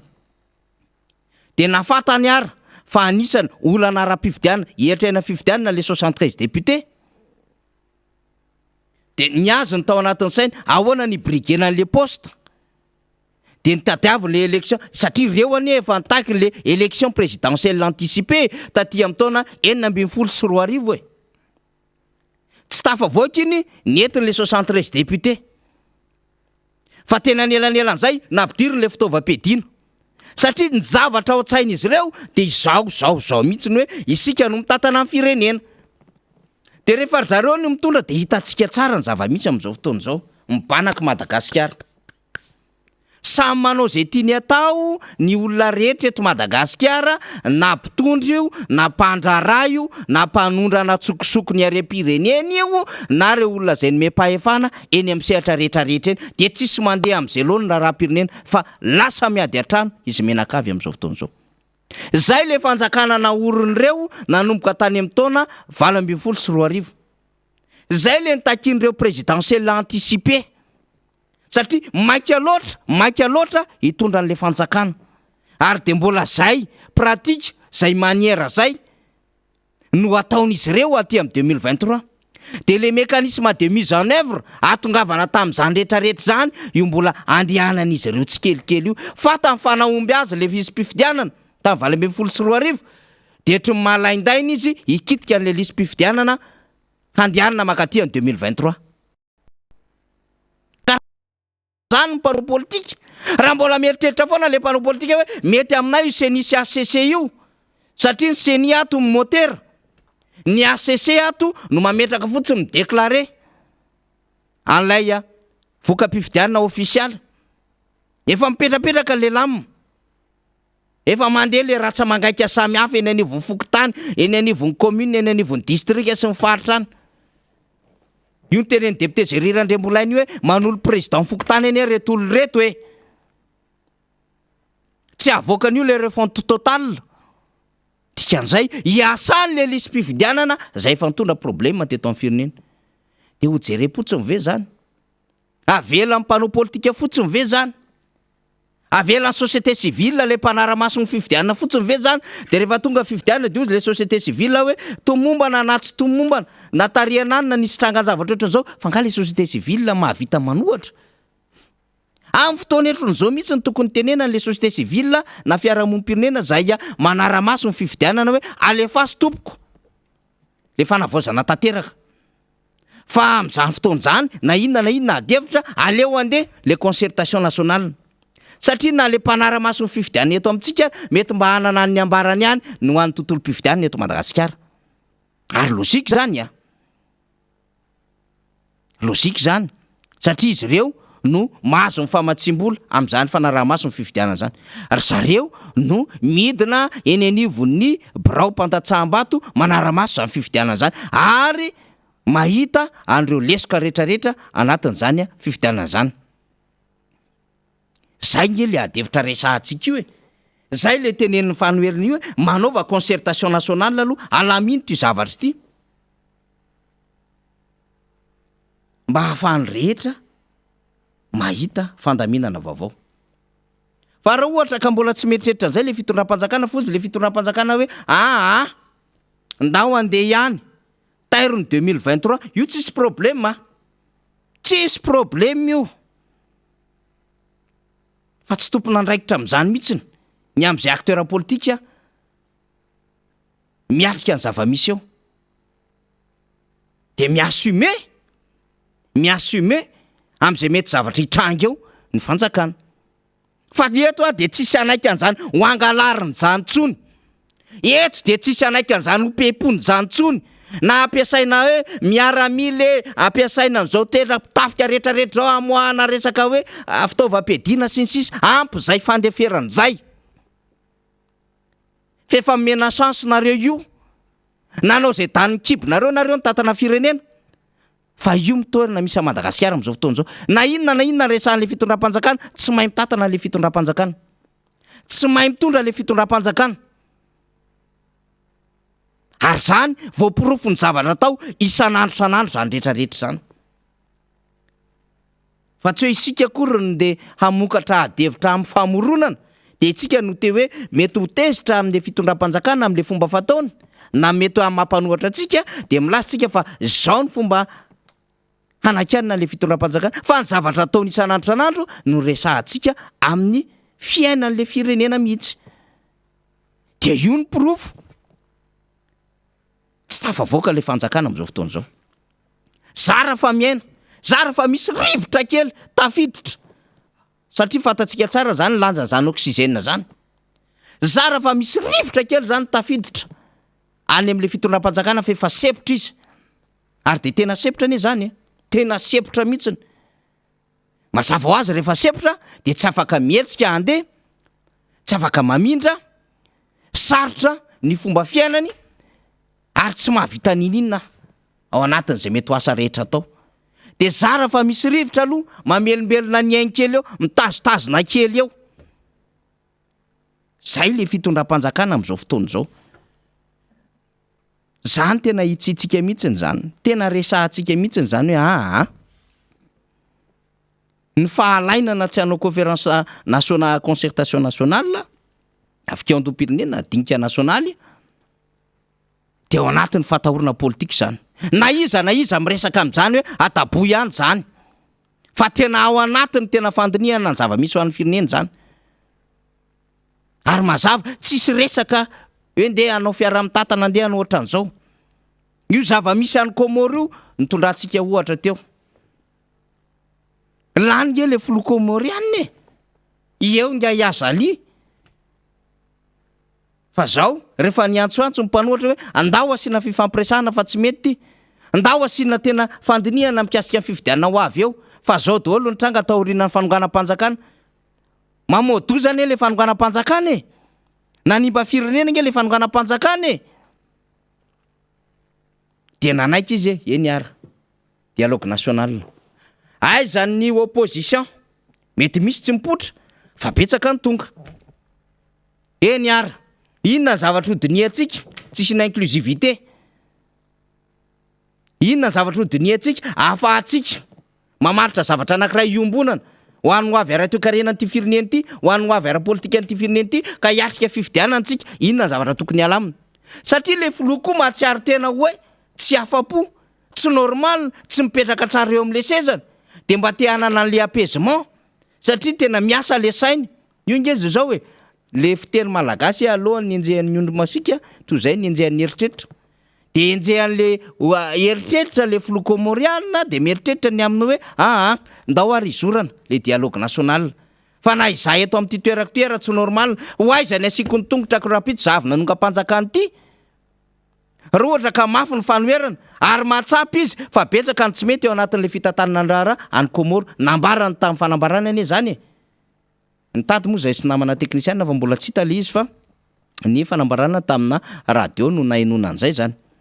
de mbola miezaka ny tadsika am'le sonore fa rehefa hitatsika zay dia ezahantsika ihany ny tondra an'izay de zay le resahany io de na le filoha raha mahatsapa hoe tsy ara-dalàna zavatra kely ataoko ohatran'izao de misy problème de misy ihany koa lay olana ara-pitantanana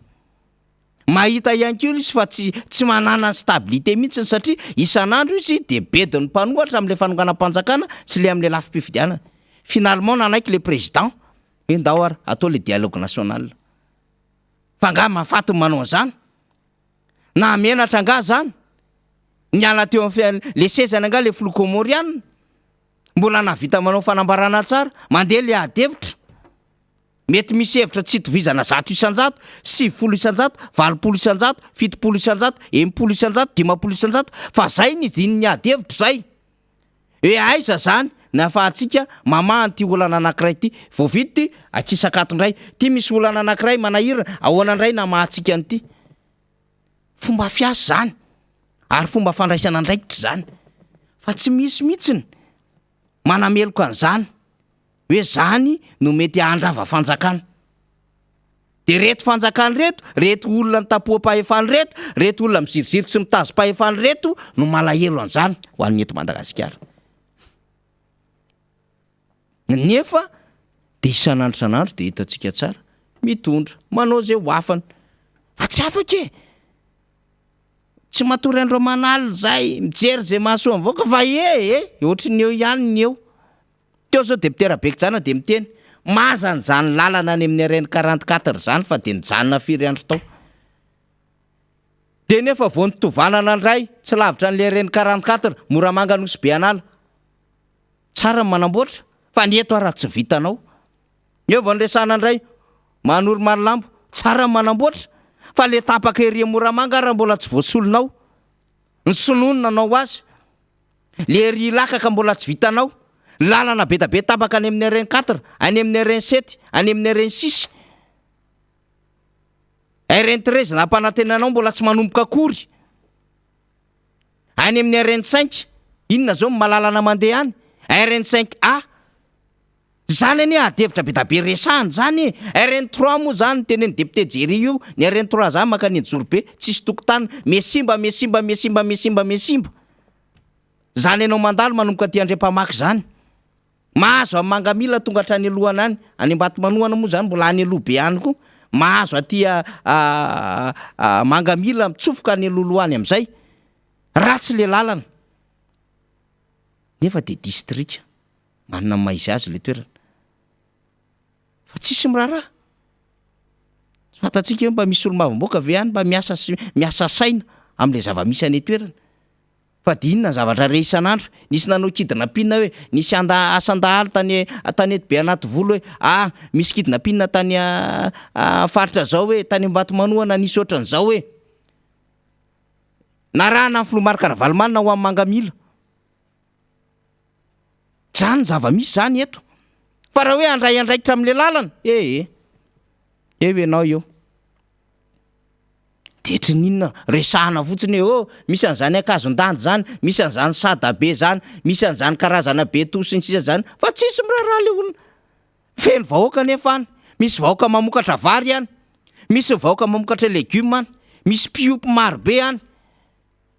Fa tsy raharan'le fitondram-panjakana l'izy. Fa ny azy mahafinaritra azy de zao hoe ahoana ny anengona an'le tanàna eto. Ampamirapiratra satria eto Antananarivo ny terrain politika. Ka raha eto mihetsiketsika hanahirina le fitondram-panjakana ka hanana an'le stabilité de apirapiratiny eto daholo ny jiro rehetrarehetra. Ery amin'ilay Kianja Barea, ery Androva, ery amin'ny faritra samihafa. Zay. De iny miserany fotsiny rehefa fety satria zatra ihany koa moa miatrika fety. Le manao le resaka événement. Taiza tao anatin'ny tantaran'ny Repoblika ny nanana directeur zany mikasika anay événement raha sy ty fanjakany ty. Tena mahavariana ho ale izy. Mahavariana mihitsy le izy. Io moa zany de arakarak'ilay vahoaka, arakarak'ilay société civile, arakarak'ilay antoko politika samihafa. Ny hoe anaiky ve? Ary mbola mety amintsika ve zao trangan-javatra zao? Hatramin'ny roviana ny any ekena. Am'le fomba fitantanana ohatran'izao. Sy le fomba fiasa ohatran'izao. Zay mamotika firenena. Ohatra ny zavatra hitantsika any inefatra indimy manova gouvernement mikitika membre-ny gouvernement fa tsisy ninina. Hatramin'izay nikitiana any io nga nisy fiovana. De zao mbola tsy menatra akory ihany no teny. Le mpanohana fanjakana hoe ataovy aingana ny remaniement esorina ihany, de esorina ndray satria embolana isaky ny embolana de anala foana le mpikambana anatin'ny gouvernement de ho avy ndray ny embolana vaovao de ho avy ndray ny embolana hafa orinan'izao. Zany hoe mandrapatonga ny 2023 zany mbola misy embolana indroa 12 volana heritaona de ho lany andro anova mpikambana anatin'ny gouvernement. De ny intérim hipetraka eo foana embolana nge zao tsisy ministre minne. Io mampikaikaiky ny deputera Bekijana io hoe ahoana le karerany aminay tompoko nefa ato mivoaka ihany ny lalana ato. Io jerevony zava-misy any Betsika manana périmètre any Kroma, misy mitrandraka foana eo, misy miasa ao fa nefa le mpiasa an'le Kroma 2 volana tsy nandray karama. De iza zany mitrandraka an'le périmètre, iza zany mitrandraka volamena any, de makaiza zany le volamena. De eto moa zany ny rabateur eto amintsika no ampinanina ny voavy terabao fa nykarana mitsotsotra any ambadika any miaraka an'ireo olom-boafidy sy olom-boateny voatenytonina ao anatin'izao adevitra zao. Mampalahelo mihitsy le eto Madagasikara e. Tsika tsy miteny mihitsy hoe azaka tiana na aza toatra zao fa ataovy traitement tena mazava tena mitovy. Iza ny voatonony reto, aizy reto, ny ara ampiaro amin'ny lalàna, zay mahafinaritra an'le SMM. Le SMM tena mitaky mihitsiny am'le tena fahaleovan-tena mpitsarana. Le SMM tena tia mietraka mihitsy am'le tena hoe fatokisany voaka malagasy am'zany fitsarana zany. Zany tena mendrika felicitena mihitsiny zany hoe efa mba miezaka mitondra rivo-baovao ao anatin'ny tontolon'ny fitsarana le syndicat mitsara eto Madagasikara. Bravo. Fa engany eo isika mba tsy hijanona ao anatin'ny adevitra ka le olona tsotra, le mpanelanelan-javatra mpitady saosy petsam-bava kely aty anananiny aty, zay no tratra ao anatin'izao adevitra zao. Fa le tena nitondran'le raharaha namoaka an'le volamena, le atidohan'le volamena, le tena hanaterana an'le vola, mitsotsotra any ambadika any ary manana tanana lavabe any anaty fanjakana any. De zay tratra tao anatin'ny adevitra fotsiny mety ny esolona najanona tamin'ny toerana. Zany anie zavatra tsy mety e. Ahoana ny gasy kely ny ampinanao laveto? Fa aiza ny tsondro be? Fa aiza ireo atido be? Impiry nisy aferam-bolamena tato? Zao fantatsika tsara nge, les 73 députés, les 73 kilos, mialatsy indrindra tompoko. Rehefa 73 koa moa de mifangaro le izy. Tamin'ny heritaona. Any de any, midy any zay tsy hidy any. Le bandy kely telo lahy, le mpanamory, le mpiasan'ny STA, le douane, le gendarme kely. Fa inona? Efa azo ve le trondro be tao anatin'ny 73,5 kilos? Efa azo ve?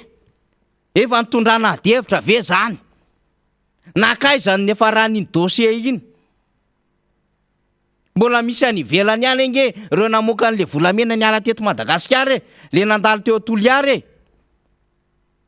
Ahoana momba an'ireny olona ireny? Fa ahoana le pirina kely no mijaly an-tsefa any? Potika any ny fiainany sy mivady aman-janany. Vady aman-janany ety ivelany. Fa hafa ihany hoe misy ray mpianakaviana na ray mpianakaviana niasa nanao ny ainy tsy ho zavatra nefa reny mahazo azy. Ohatrin'izany le namoa anan'lay vato sarobidy 925 grammes. Zay kely sisa antsay à 1000 anazy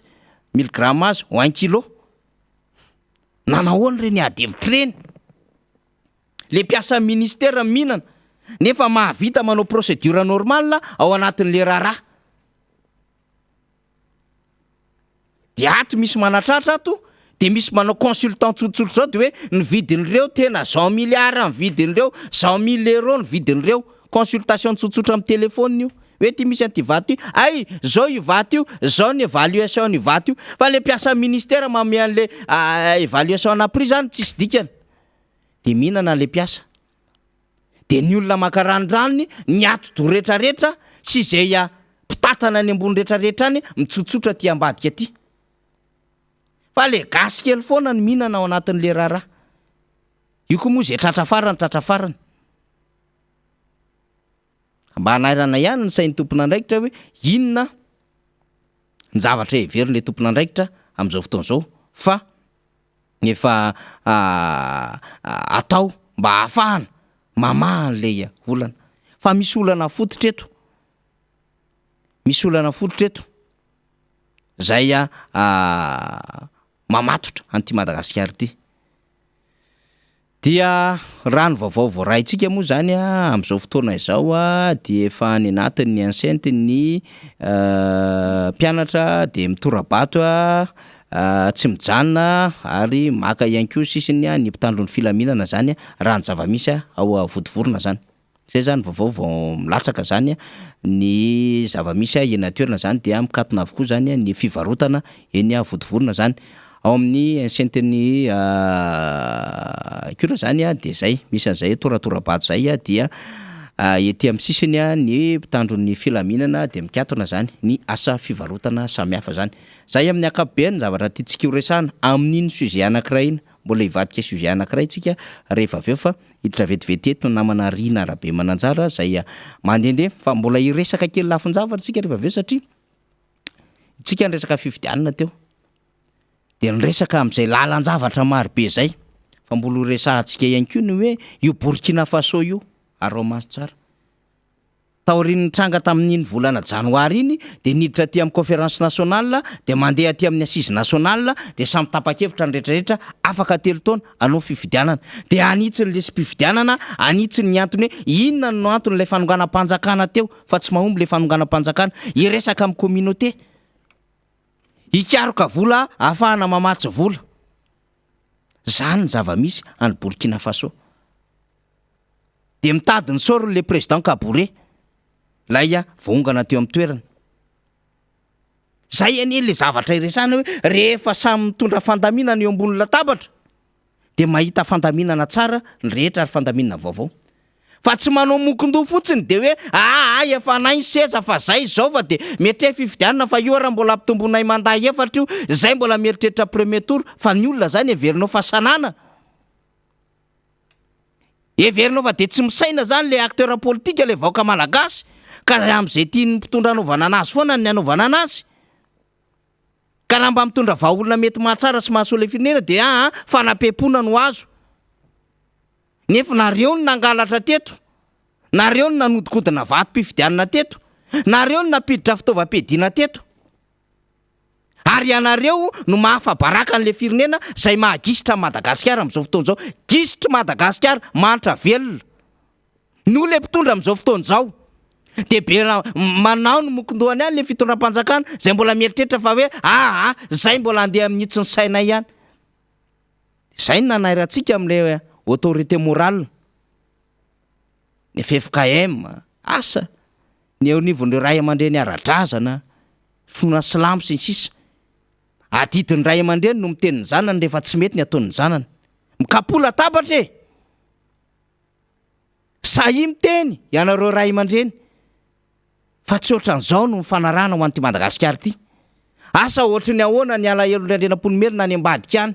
amin'ny tontolo misy azy any zay niado an'ity Madagasikara ity asa ohatry ny ahoana za mba alahelo tsy milao zany na mba alahelo zany Andriamisara sy ny sisa zany am'izao fahavoazana mahazo Madagasikara zao zany mpanjaka toera zany tsika tsy mino amina lafin-javatra anankiray hoe io no mety hoe ino moa zany réincarnation fa amin'ny tontolo hafana amin'ny mamalagasy atsika de mahatsiaro zava-dehibe zay ma hoe taninrazana tan'ireo razana de dika zay ny conscience atsika no mametraka an'izay tanindrazana zay de nisy razana niado an'ity Madagasikara ity de tsy mba malahelo ve le mpitondra fanjakana hoe nahatapadohan'ny toera mihitsiny mpanjaka toera ny situation nisy teto tsy mba malahelo ve le mpitondra fanjakana hoe nijoro tamin'ity fiarovana an'ity Madagasikara ity nge zany rabozaka rabe zavana sy ny rehetrarehetra zany romena lambe tsy mba malahelo ve le fitondram-panjakana raha andeha lavitra be tsika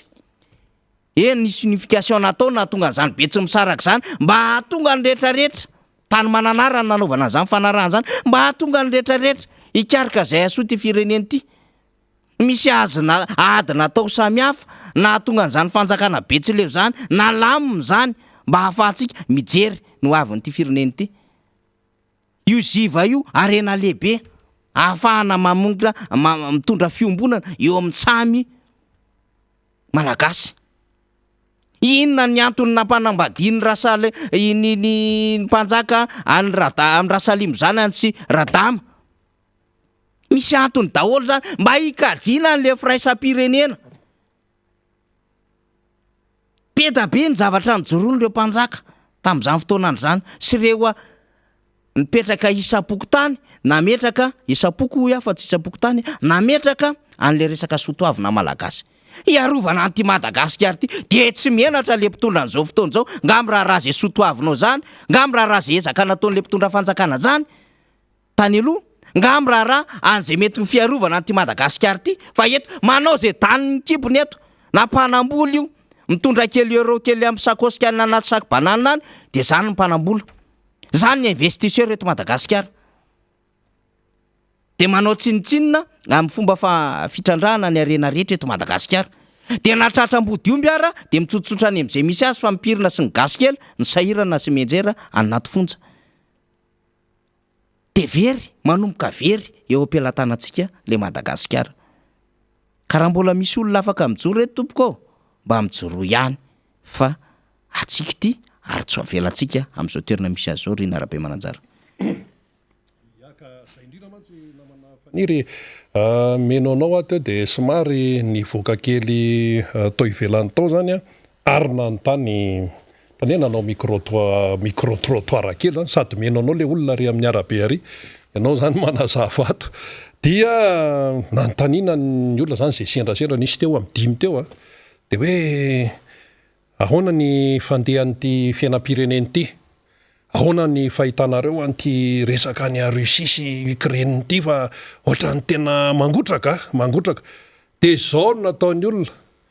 raharaha izy ity ko zay ray nanontaniana tena raharaha izy ity raharaha ahoana montsy raharahako tsika firenena madinika kely ety ny eto amintsika raha tsy voalamina ny vokatry ny fandalovany ana Batsoray emina ty ary jerefo ty mahazo antsika ny kere ny tsy fandripahalemana ny tontolon'ny fampianarana nefa ny eto amintsika ny ao amin'ny fitondrana ao ambonimbony ao ohatran'ny tsy fantatra zay efa andehany fa zareo samyzareo ohatra misy tsy mifankahazo de tsika zany le vahoaka madinika ty de ahoana zany ny tena fiainantsika de eto tsika zany raharaha izy tiko raharaha fa zay le raharaha zay zany a dia iainan'le vahoaka malagasy zany zay zavatra zay amin'izao fotoana zao satria hitany mazava tsara hoe raha misy ny vahaolana tokony aroso dia misy tsy taitra ary ny atao hoe manana andraikitra eto amin'ny firenena no tsy taitra amin'le izy tsy vitan'izay fa raha hoe resaka tsy fitovikevitra andeha ho any amin'le conférence nationale lamatsa ny resaka raha resaka hoe tsy fitovikevitra normalan zany eo amin'ny fiainana mpivady zao ara tsy mitovy hevitra mpianak' zao ara tsy mitovy hevitra eo amin'ny resaka hoe foto-kevitra amin'ny resaka ino ty zany ny resaka hoe fiainam-pirenena tsy mitovy hevitra le rangaha manaraka ny foto-kevitra ny fitondrana amin'izao fotoana zao TGV le ramatoa vadiny manaraka ny foto-kevitra ny TIM sy ny RMDM zay tarihan'ny président Marc Ravalomanana le zanany misy Telemenada ao ny sasany manaraka ny foto-kevitra ny mpitondra amin'izao fotoana zao ao ny sasany manaraka ny foto-kevitra ny TIM sy ny RMDM zany de izay le izy de raha ohatra ve misy tsy fitovikevitra ohatran'izay de tsy iray fandriana mpivady nefa ary rehefa ataony fanamasinana io moa nefa nytenenina foana de hoe zay nampiraisin'Andriamanitra ao ka tsy ampisarahan'olona de ty zany zay nampiraisin'Andriamanitra ao ka tsy ampisarahan'ny foto-kevitra politika zay le izy fa ny iraisana aloha de hoe samy malagasy ary raha hoe marary ny firenena de mazava ny dikan'izay tsy hoe mipombanianina na mipombanianina ny marary fa marary zao hoe vitsy anisa ihany no mahatsapa hoe tsy marary fa ny 700 mahery ny malagasy dia marary sy mahantra amin'izao fotoana zao de io zany le hoe andeha ary asiana fampiresana izy ity satria maninona tsy ny any ivelany mihitsy akory aloha de hoe anontany hoe fa maninona reo tsy maintsy sika malagasy aloha no mijery ny vahaolana amin'ny olana zay mahazo antsika fa manahirana de zao misy ny tsy taitra amin'izany satria angamba mety hoe manotohana ny mangeany any ambadika any mangeany no fatany fa tsy mangeany lay 700 aniny le olana eo zany zao efa sady mitady fomba daholo hoe ahoana ara no ifanatonana amin'ity raharaha ty zay maheno any ambadimbadika rehetra any fa efa mandeha ny fifanatonana etsero ny RMDM sy ny TIM moa efa mazava ny ao anivon'izay sehatra zay fa hoe tena concertation nationale ny solution amin'ity de mandeha ny fandresen-dahatra rehetrarehetra fa ny any ivelan'ny TIM sy ny RMDM ihany koa de mandeha fanatonana am'izao fotoana zao dio moa zao ho hita eo ihany ho hita eo ny hafarany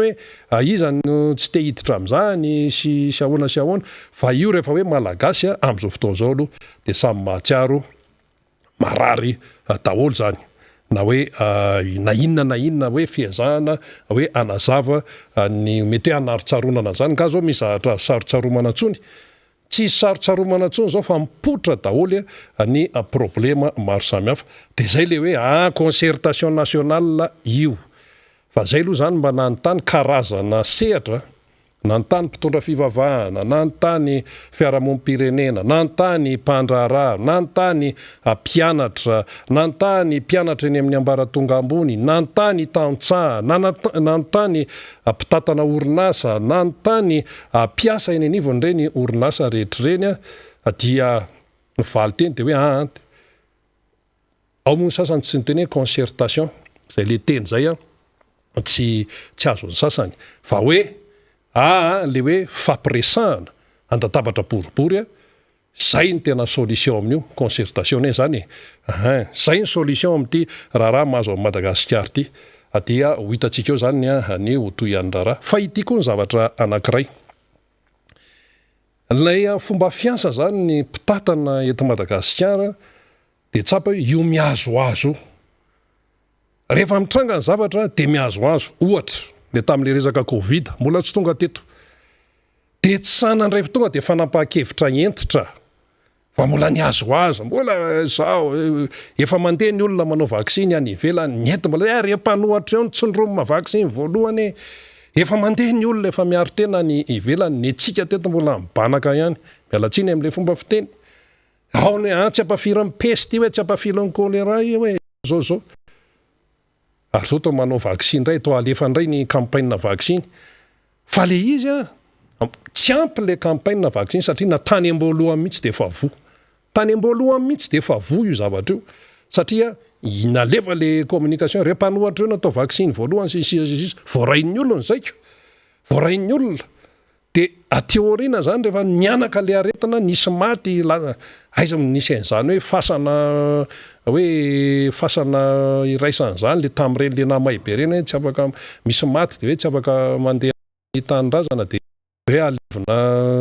tatia Tananarivo zany de nisy fasana natokana mihitsy teto tadiditsika tany reny mafy ho an'ny malagasy reny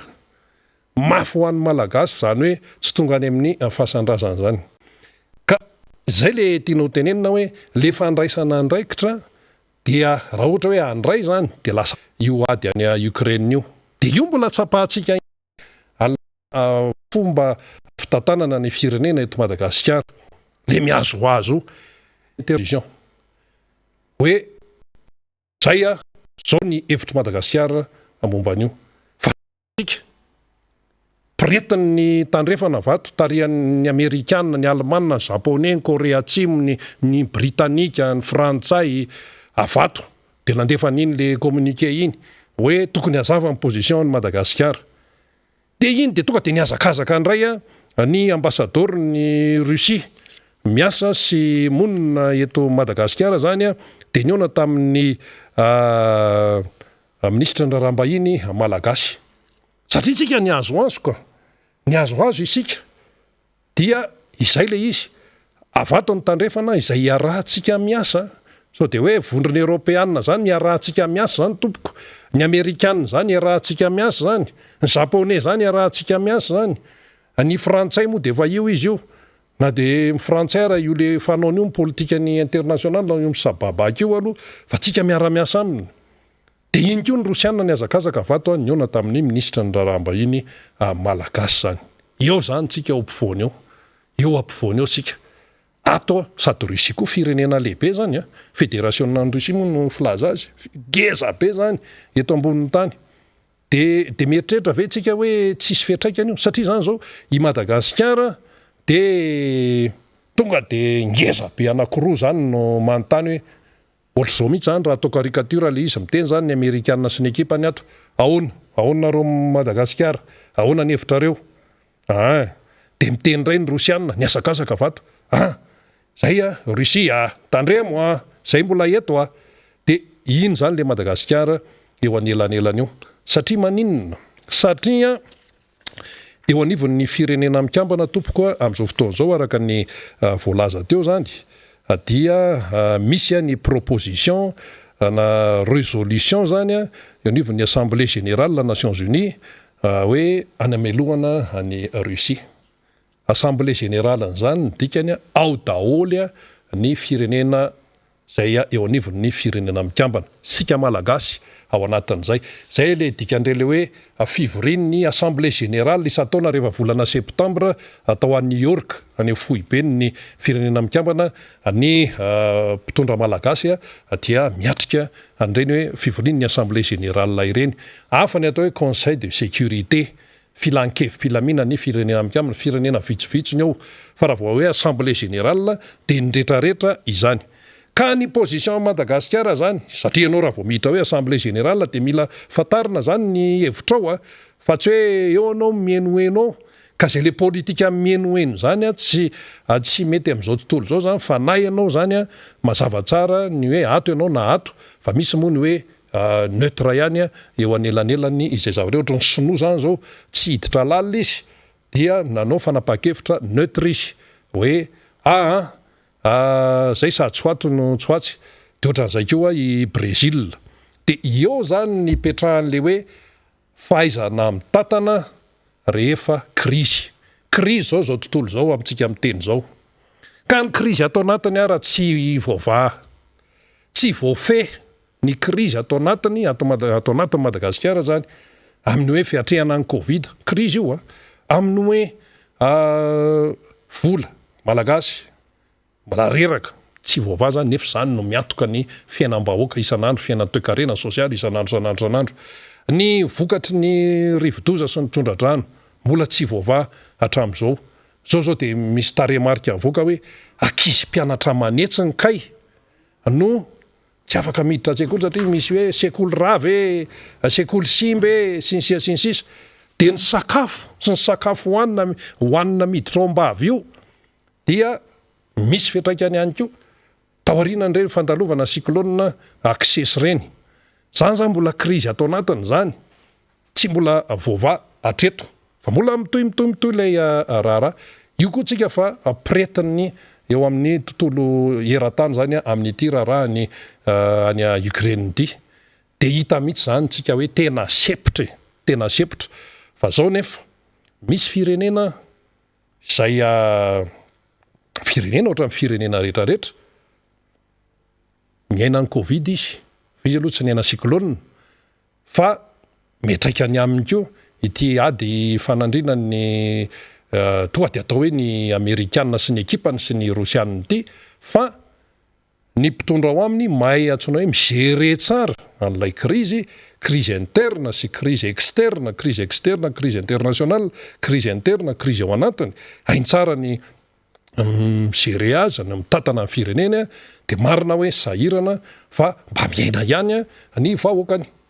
ohatran'ny etsy Comore satria io foana ny ohatra satria efa nisy namana comoriana niakatra teto amin'ny miara-manonja teto tetsa ny seza ny etsy amin'ny seza mifaniretsy fa hoe any aminay tsisy an'izany mpangataka zany ozy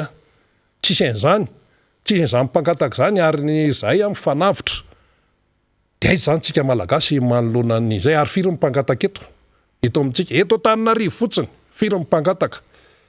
resaka mpangataka fotsiny zay firy ny patory eny amoron-dalana eny olombelony reny tompoko fa tsy biby olombelony reny fa tsy biby malagasy reny fa tsy hoe tsy malagasy akory malagasy rahana malagasy mikorianao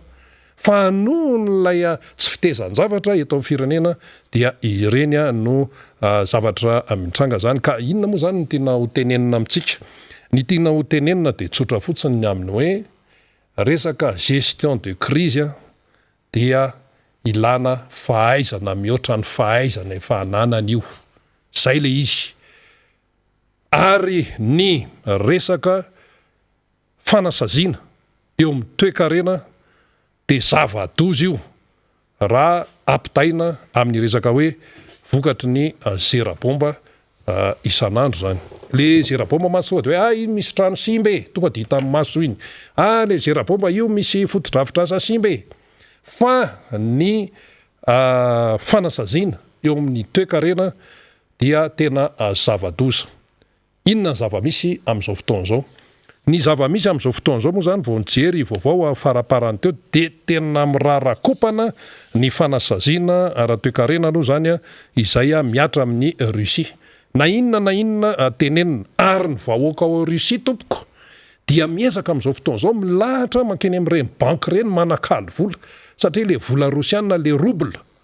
dia efa milatsaka any amin'ny 300 ny lanjany, satria tratra n'ilay sesimototra akanery avato sy avato amin'ny eo amin'ny sehatra raisam-pirenena izany. Dia zao no niteneny le olona zany micro-trottoir nanontaniany mpanao gazety hoe ahoana zany fetrehana ny fiainana any Russie io dia ozy izy le olona hoe ozy le rosiana hoe on se dirige vers l'enfer.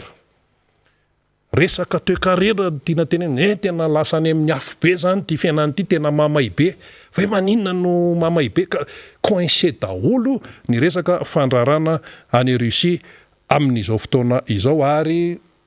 tenena mihitsy hoe panika zany ilay any Russie aloha. Fa tsy izy ihany no panika ao anatin'le izy fa ny firenena maneran-tany. Fa Russie aloha zany nitratran'ny ankivy ara-toe-karena sy eo amin'ny resaka fandrarana 95 milliards de dollars volan'ny Rosiana izay any ivelany, zany hoe any ivelan'ny Russie 95 milliards de dollars dia giazan'ny reo firenena zany any ivelan'ny Russie. Dia nazavaintsika teto hoe resaka banky le hoe Swift exclu koa zany ny banky rosiana, zany hoe tonga de tsy tafiditra, tsy afaka mampiasa n'io système hoe Swift io, fantatra mampiasa ny banky tsara ny dikan'izany Swift. Dia mba haitsika koa zany hoe mpanaraka miara-manonja tena maharaka tsara satria nareo tianay araka tsara. Exclu koa ny banky rosiana.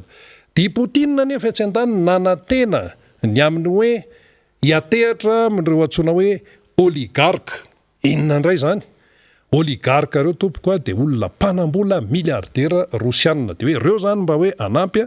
fa ngiazany any Eropa ihany koa fananandreo ohatra ny any amin'ny Côte d'Azur zany zao, any amin'ny Nice, Nancy any France manana villa be dia be, dia manana fiarakodia milay be dia sy ny sisa, dia no giazany any Eropa ihany koa zany ireny fananandreo mpanambola rosianandreo. Dia ankoatran'izay moa zany amin'ny hoe misy diplomate rosiana 12 ndroana zany amin'ny firenena mikambana, ndroany États-Unis zany satria manao espionnage na mitsikilo. Zay zany vaovao faraparany daholo zany rehetrarehetra zany dia ankoatran'ny izay ihany koa zany dia somary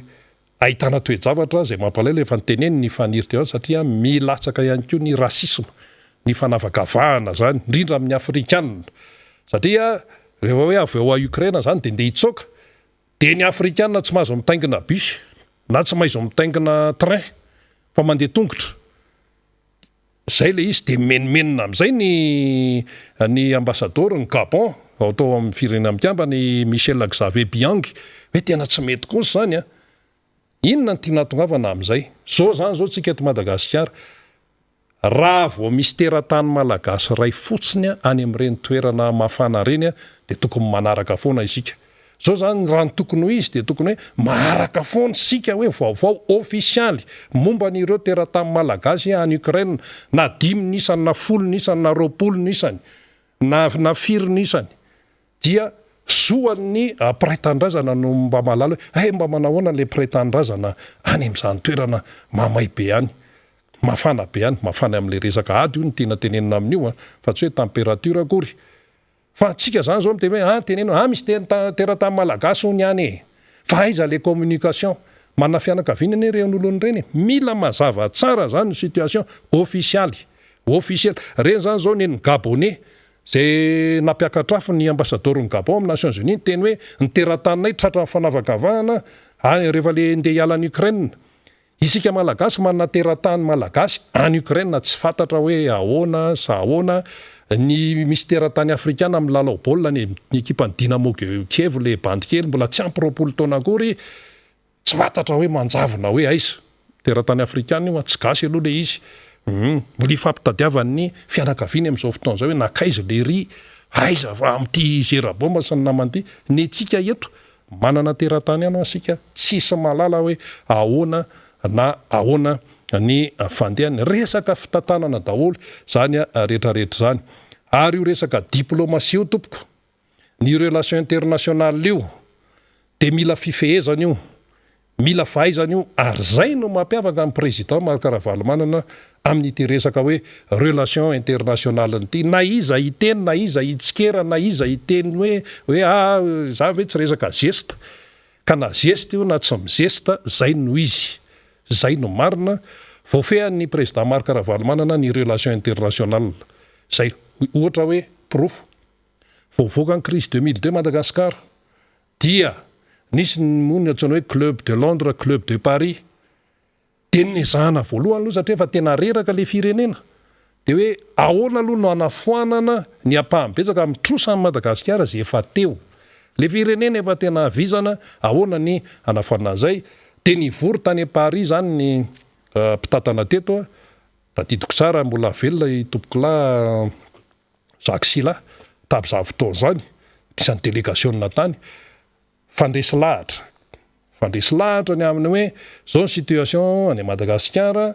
dia zay tsy maintsy miaina nefa tena anna fa de nangatanay zany hoe ao nga mba foanana le trosa aloha na de hoe zay afaka foanana ara fa nisy résultat le izy dia no foanana le izy dikan'izay fampitokisana resy lahatra ny any ivelany fa ary zareo tsy resy lahatra fotsiny am'izao fa miankina amin'ny fahaizanao io miankina amin'ny fahaizanao mandresy lahatra io zay le fipetraka le rara fa ny eto amintsika ohatrany tsy any aloha zao mifandehany fa ohatrany mbola tsy hita de tsy atao ohatrany fa tsy hita zay azo ilazana azy fa mbola sahirantsika ary io amin'io resaka diplomatie sy ny relation internationale io tompoko dia io de anisan'ny manahirana amin'ny resaka hoe fitantanana eto Madagasikara rehefa tena itsiny misy aniny enamme misy filera ao momba resaka diplomatie resaka protocole zany protocole zany tsy ataotao foana zany na io fametrahana seza amin'ny lanonana ofisialy io misy dikany daholo misy dikany zany miaraka amin'ny précision fa tsy hoe mandeha le lanonana de hoe niotra seza de iny misy miazakazaka manala an'le seza 520 mahamenatra zany fa nisy an'izany teto amintsika ka io diplomatie relation internationale tsy ataotao feona io fa mila fifehezana io fanontaniana zany de hoe mafehan' zany ve ny mpitatana eto Madagasikara zay le fanontaniana lehibe fa vokatry ny tsy fananatsika position mazava vao nanomboka resaka Ukraine ty de avy ny Amerikanina sy ny ekipany avato iny ko ny Rosianina fa niazakazaka dia eo zany tsika eo mila fanapaha-kevitra mazava ny ato moa ny ato amin'ny Amerikanina sy ny ekipa moa milaza hoe mila mazava amin'ny position nareo satria misy an'le fivorin'ny assemblée générale ahoana amin'ny position Madagasikara amin'io satria le izy misy an'izao de zareo moa zany iny ty izy teo amarininy tsara ny azy ny zavatra teneniny amarininy tsara satria hoe io ne misy fantikana ny lalàna iresa-pirenena violation du droit international ozy izy misy fahafatesana civil tsy manatsiny eny misy fahafatesana civil tsy manatsiny eny amin'ny raharahan'ny Ukraine io ahoana zany ny hevitry Madagasikara de eo zany miodikona sy mienoenao lay itsika aloha zany zao fa de ho hitatsika hoe tena hoe anambara amin'ny fomba ofisialy hoe ahoana amin'ny position anao neutre sa ahoana fa tsika efa nyteny teto hoe raha position atsika ny zavatra misy atsika tsika ny ota tsy manakina fotsiny fa hoe tsika koa mitondra solution satria fatatsika ny ozape atsika fatatsika ny ozape atsika hoe ataizany vita dia aleo aloha ohatra milamindamina fa io moa tsy fantatra zay fanapaha-kevitra zareo miketriketrika any zareo manko raha vovovoraitsika zany alao izy iketrikany le fanjakana alao izy iketrikany anazy ihany zany fa zay koziny koziny eo fa zay zany no tena ho tenenina am'le hoe le hevitra tsy voatery hitovy raha resaka Ukraine io zao amaranako azy namana faniry zao mitondra fanazavana izy eto de izy mitondra ny dônina rehetrarehetra arak'izay fomba fahitany azy samy mpamakafaka samy mpanao gazety fa mety ohatra zao na manafaniry mety mirona kokoa ny amin'ny rosianina izy ohatra zany satria misy argument eo ampelantanany ny tenanay zao a mety mirona kokoa ny amin'ny amerikanina fa zany akory tsy midika hoe raha vao any zany io fa efa tsy mitovy le tsy fitovikefitra zay indrindra no irisona any amin'ny solution raha amin'ny fitantanana amin'ny firenena zay le dika le hoe dinika nasionaly tsy misy ahirika eo a fa tokony hiaraka daholo mandeha any amin'ny fahombiazana mahazo amin'ny fahombiazana amin'ny malagasy rehetrarehetra piraitanindrazana makany akady de lasa any akady fa zao misy apahany tsy makany akady fa maro anisa lasa any akady zay le tsy mety ndoary faniry le resaky rina teo misy no andraisako azy satria ny mpitsara iray zany teo anivon'ny tribonaly iraisam-pirenena eo amin'ny cour pénale internationale zany de laza fa ny fihetsiky Russie amin'izao fotoan'izao amin'ny alalan'ny filohany Vladimir Poutine dia ampy anamelohana anazy zany ny fihetsiky amin'ny alalan'ny génocide famonoan'olona fao be crime contre l'humanité zany hoe famonoana ny olona ihany koa zany any amin'ilay firenena zay ialajiny zay fanafian'izay sy le crime de guerre sy crime de guerre zany satria reo vesatra telo reo manko no anenjehana na tompona ndraiky mpanjakana iray zany eo anivo ny sehatra iraisam-pirenena amin'ny alalan'ny tribunal iraisam-pirenena génocide crime contre l'humanité sy crime de guerre zany de hoe feno ny fepetra ho an'ny Vladimir Poutine zany am'izay sehatra anankiray zay fa izy tia koa guerre médiatique guerre de communication mandeha be mihitsy mafy be mihitsy amin'izao fotoana zao de raha nambarany ny ministry ny fiarovana ukrainiana zany dia mahatratra zany 9,000 no miaramila rosianina maty 6,000 soldat zany dia 30 no avion rosianina ninjera zay voadariko zareo ukrainiana de 30 hélicoptera 200 tanky andrareo atafika rosianina dia 970 blindé maivana zany na hoe blindé léger araka ny fiteniny zany ny filohan'ny ministry ny fiarovana zay nanao an'ilay fifampidiniana omaly niaraka tamin'ny délégation ny rosianina zany io nefa aty amin'ny radio rosianina zay ve mety nahatonga le tandrefana zay nanasazy nampidirina ao anatin'ny listra noira zany listra mainty zany ny mpanao gazety rosianina satria hoe mivoy vaovao tsy marina zany dia tsy miresaka amin'izay fahafatesana zay raha ny vaovao avoaka de eo manodidina ny 700 no maty misy ara miteny 300 fa ny ministry ny fiarovana zany ho andrareo ukrainiana namoaka zay hoe 6,000 soldats no maty 30 avions 30 hélico 200 tanks dia 846 blindés légers zany no ao anatin'izay resaka zay nresantsika izay ka ny fandrangarangana ny sehatra iraisam-pirenena rehefa mitsofoka manko zany le cour pénale internationale zany amina resaka ohatran'izao zany de fandrangarangana ohatran'izay tokony ampiempotra zany amin'ny Vladimir Poutine zany raha nieritreritry zareo satria midika an'izay manko rehefa mandeha iny amin'le fahafatisany ohatran'izao de leve zay io février ny assemblée générale ny Nations Unies riny ileve zany an'izay mety hoe satria tsy ao anatin'ny OTAN ve mbola mijery le force hoa le tanjaka zany ny vondrom-pirenena rehetra zany de mety ihany am'le tena hoe hitandrina am'le resaka le fitaovam-piadiana nucléaire zany fa aty am'le fanenjehana amin'ny Poutine zany no ho ataken'izy ireo zany am'izao trangan-javatra ao ka iny lefa maty de efa le maty no isaina ao anatin'izany adevitra rehetrarehetra izany de tonga anatin'le fanamelohany sehatra iraisam-pirenena zany raha ny vaovao faraparany zay voarazy antsika de ino moa efa nambaranao teo hoe nidina tonga 3,100 ny rouble fa zao le manana le vola le rouble ihany koa tsy afaka manakalo tsony ety ivelany satria mafy be zany lay sanction économique sy financier zany zay nataony ny any ivelany zany raha ny zava-misy zay amin'ny ankapobeny aloha vaovao farany fa ny vaovao farany koa tsika mba manana koa tsy hoe Ukraine sy Russie le tsy votivorona tsy zany io fa resaka hoe jiro sy bourse amin'ny mpianatra io dia tonga zany renfort mitandro filaminana zany manampy ireo eny atoerana zany eny avotivorona raha ny vaovao zay hampitany ny namantsika zay eny atoerana zany mbola mafana be eny am'izao fotoan'izao manidiny trano mivarotra ny mpianatra manao ny torabato mitandro filaminana zany dia ety ivelany zany am'izay raharaha eny votivorona izay maraparanantsika azy rina de zao tsika efa nanambara fa mitondra ny fanatsarana amin'ny endriny mahafinaritra zany le fandarantsika zany sy mba handraisan'ny mpiaino sy mpijery anjara maromaro zany de misy zany amin'ny mbola tsy amin'ny herinandro telo izy fa manomboka amin'ny herinandro any zany fametrahana fanontaniana ho ataontsika zany ao anatin'ny fandarana zany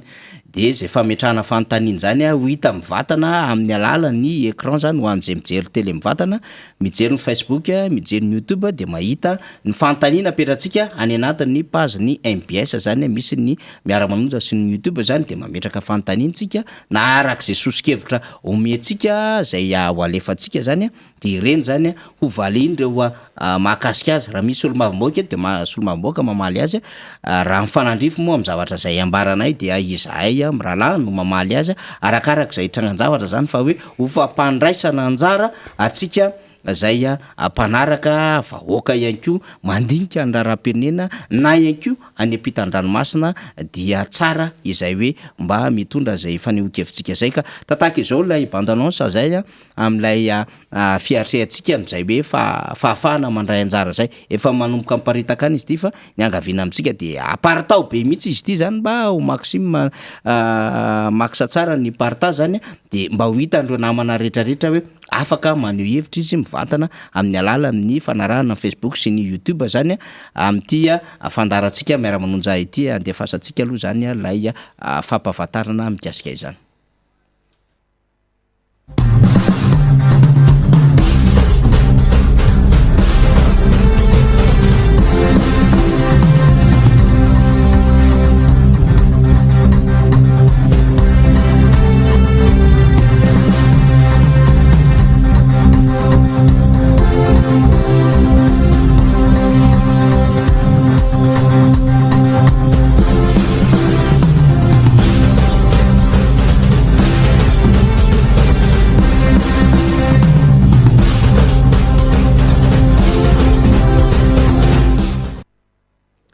Iny le fahafampatarana zany reny sy olo-mavomboaka miaraka amintsika ao anatin'ity fandarana ity mifandimindimy zany de mazava ho azy misy ny mpanentana moa zany zay ao anatin'ny fampahafantarana iny de alefatsika zany rehefa manaraka an'le sosikevitra le fandarana ohatran'izao tsika raha misy zavatra manitikitika atsika fanontaniana raha misy ny sosikevitra zay hoe satria tsika miaraka mitondra zay hoe fampitambavao fanadadiana zara zara fahalalana zay atsika menakavy ty valabe afahantsika mizara hevitra ty de alefaso ny sosikevitrintsika zany ao anatin' zany fandarana mivatana izany de ny page moa zany Facebook ny MBS dia anarahantsika isaky ny maraina zany amin'ny ora andehana ny miara-manonja MBS Radio Matin no hanatanterahανtsika izany zany zay amin'ny akabeany fandarantsika rina sy ireo vaovao samihafa no zarahintsika teto fa de warahantsika akaiky ny zava-misy ngano miketriketrika any mivory any ireo eo anivon'ny fitondram-panjakana zany de asa hoe inona fanapahan-kevitra ho raisiny zany mahakasika an'ity raharaha ty fa mafana lizy de manomboka misy fiatraikany amin'ny tontolo ara-toe-karena am'izay ohatra an'io mihitsy le ady tsy tamaso fa ady nanahirana zay mbola tsy afaka hatramin'izao le adin'ny Covid-19 ny ainga tany hoanina lizy de nipita tao Italia de nandeha kely tany anana de nitony kely teo akaiky rehetrarehetra teo de iny firenena rehetrarehetra amanjato ny atratra teto ambonin'ny tany de nandeha am'izay ny adevitra momba ty Covid-19 ty zany zava-misy rina fa de misaotra betsaka ny mpeno. Ny amaranantsika azy de fampieritrretana kely ty zany le desera kely etitsika hoe mba misaitsaina any am'izay misy atsika rehetrarehetra any. Ny voalohany de zao raha vao ny fanapahan-kevitra ny mpitondra no tsy voahevitra tsara dia ny vahoaka zay hoentina no mizaka mitseran'ny aina zay le izy. Raha vao ny fanapahan-kevitra raisina any ambony any eo amin'ny fitantanana firenena anankiray tsy Madagasikara rery eo amin'ny fitantanana firenena anankiray no tsy voadinika tsara dia ny vahoaka ao amin'ilay firenena no mizaka ny vokany. Io zany ny fanapahan-kevitry Poutine io ny daroka bomba ny Ukraine io de hoy ny maro hoe fangatsy nisy fomba hafa fa tsy maintsy fitarohana bomba natao de zay aloha fanapahan-keviny dia hitantsika zany zao fa mizaka nivokany ny rosianina ihany keo mizaka an'io araka ny fanazavana teo fa izao tontolo zao zany mikorotana ny tontolo ara atoekarena izany de ny zava-misy farany de ny hoe le olona amin'izao fotoana zao de misitrika any ambantany any amin'ny sous-sol na any amin'ny bunker miaraka amin'ny zazakely 5 taona ny sasany mbola mampinono sasany mbola be voka de misitrika any zay le vokatry ny fiatraikany aty amin'ny vahoaka izany de ity ao Kiev rehevohatra Ukraine amin'izao fotoana de tsy misy double WC ary tsy misy rano any amin'ny tany miady zany fa eto Antananarivo eto tompoko mbola misy tokantrano tsy manana WC firy ny olona hita mametrapetraka maloto eny eny rehetrarehetra eny voamaly mihitsy zay no nahita voamaly moa tsy hoe alaina sary zany tsy mandefa an'izany eto aloha fa tena firy betsaka ny tsy manana WC fa ny ray aman-dreny tany aloha tany de ny teny hoe tany amin'ny repoblika voalohany de misy ny fisavana tokotany misy ny fisavana WC ary zay manana tokotany maloto zay tokantrano tsy manana WC de voasazy ary tena sazy faranzenjana tany amin'ny repoblika voalohany ho any no nalainy ohatra reo ray aman-dreny sy anna sy niaina tamin'izany mahafantatra zay moa mbola tsy teraka fa de zay zany le fampitana vaovao avy amin'le ray aman-dreny fa amintsika amin'ny teny zao 2 sy 4 Antananarivo capitale de Madagascar de mbola ahitana tokantrano tsy manana WC ohatra fotsiny aiza moa ny tokantrano 4 ami tsy eny amin'izao ordira de aiza ny WC hoetiny hoe anariny malotony zany tsisy fa de eny rehetrarehetra eny dia zany no zava-misy ka zany ataontsika hoe zavatra hoe fiainan-davanandro hoe zany fiainan-davanandro zany fa ohatrany hoe kely nefa goavana be izany toedrara izany ka hitantsika amin'izany any Kiev tany miady tsy misy rano tsy misy WC fa ny eto amintsika tsisy hoe ahoana sy ahoana fa mbola misy tokantrano tsy manana WC fa de mametrapetraka eny ananina rehetrarehetra eny nefa fiainam-bahoaka ilay raha tapitra ny fandarantsika tamin'ity fotoana ity saorany ianao nahatratra amin'ny farany samy taona tahin'Andriamanitra sika menakafy veloma tompoko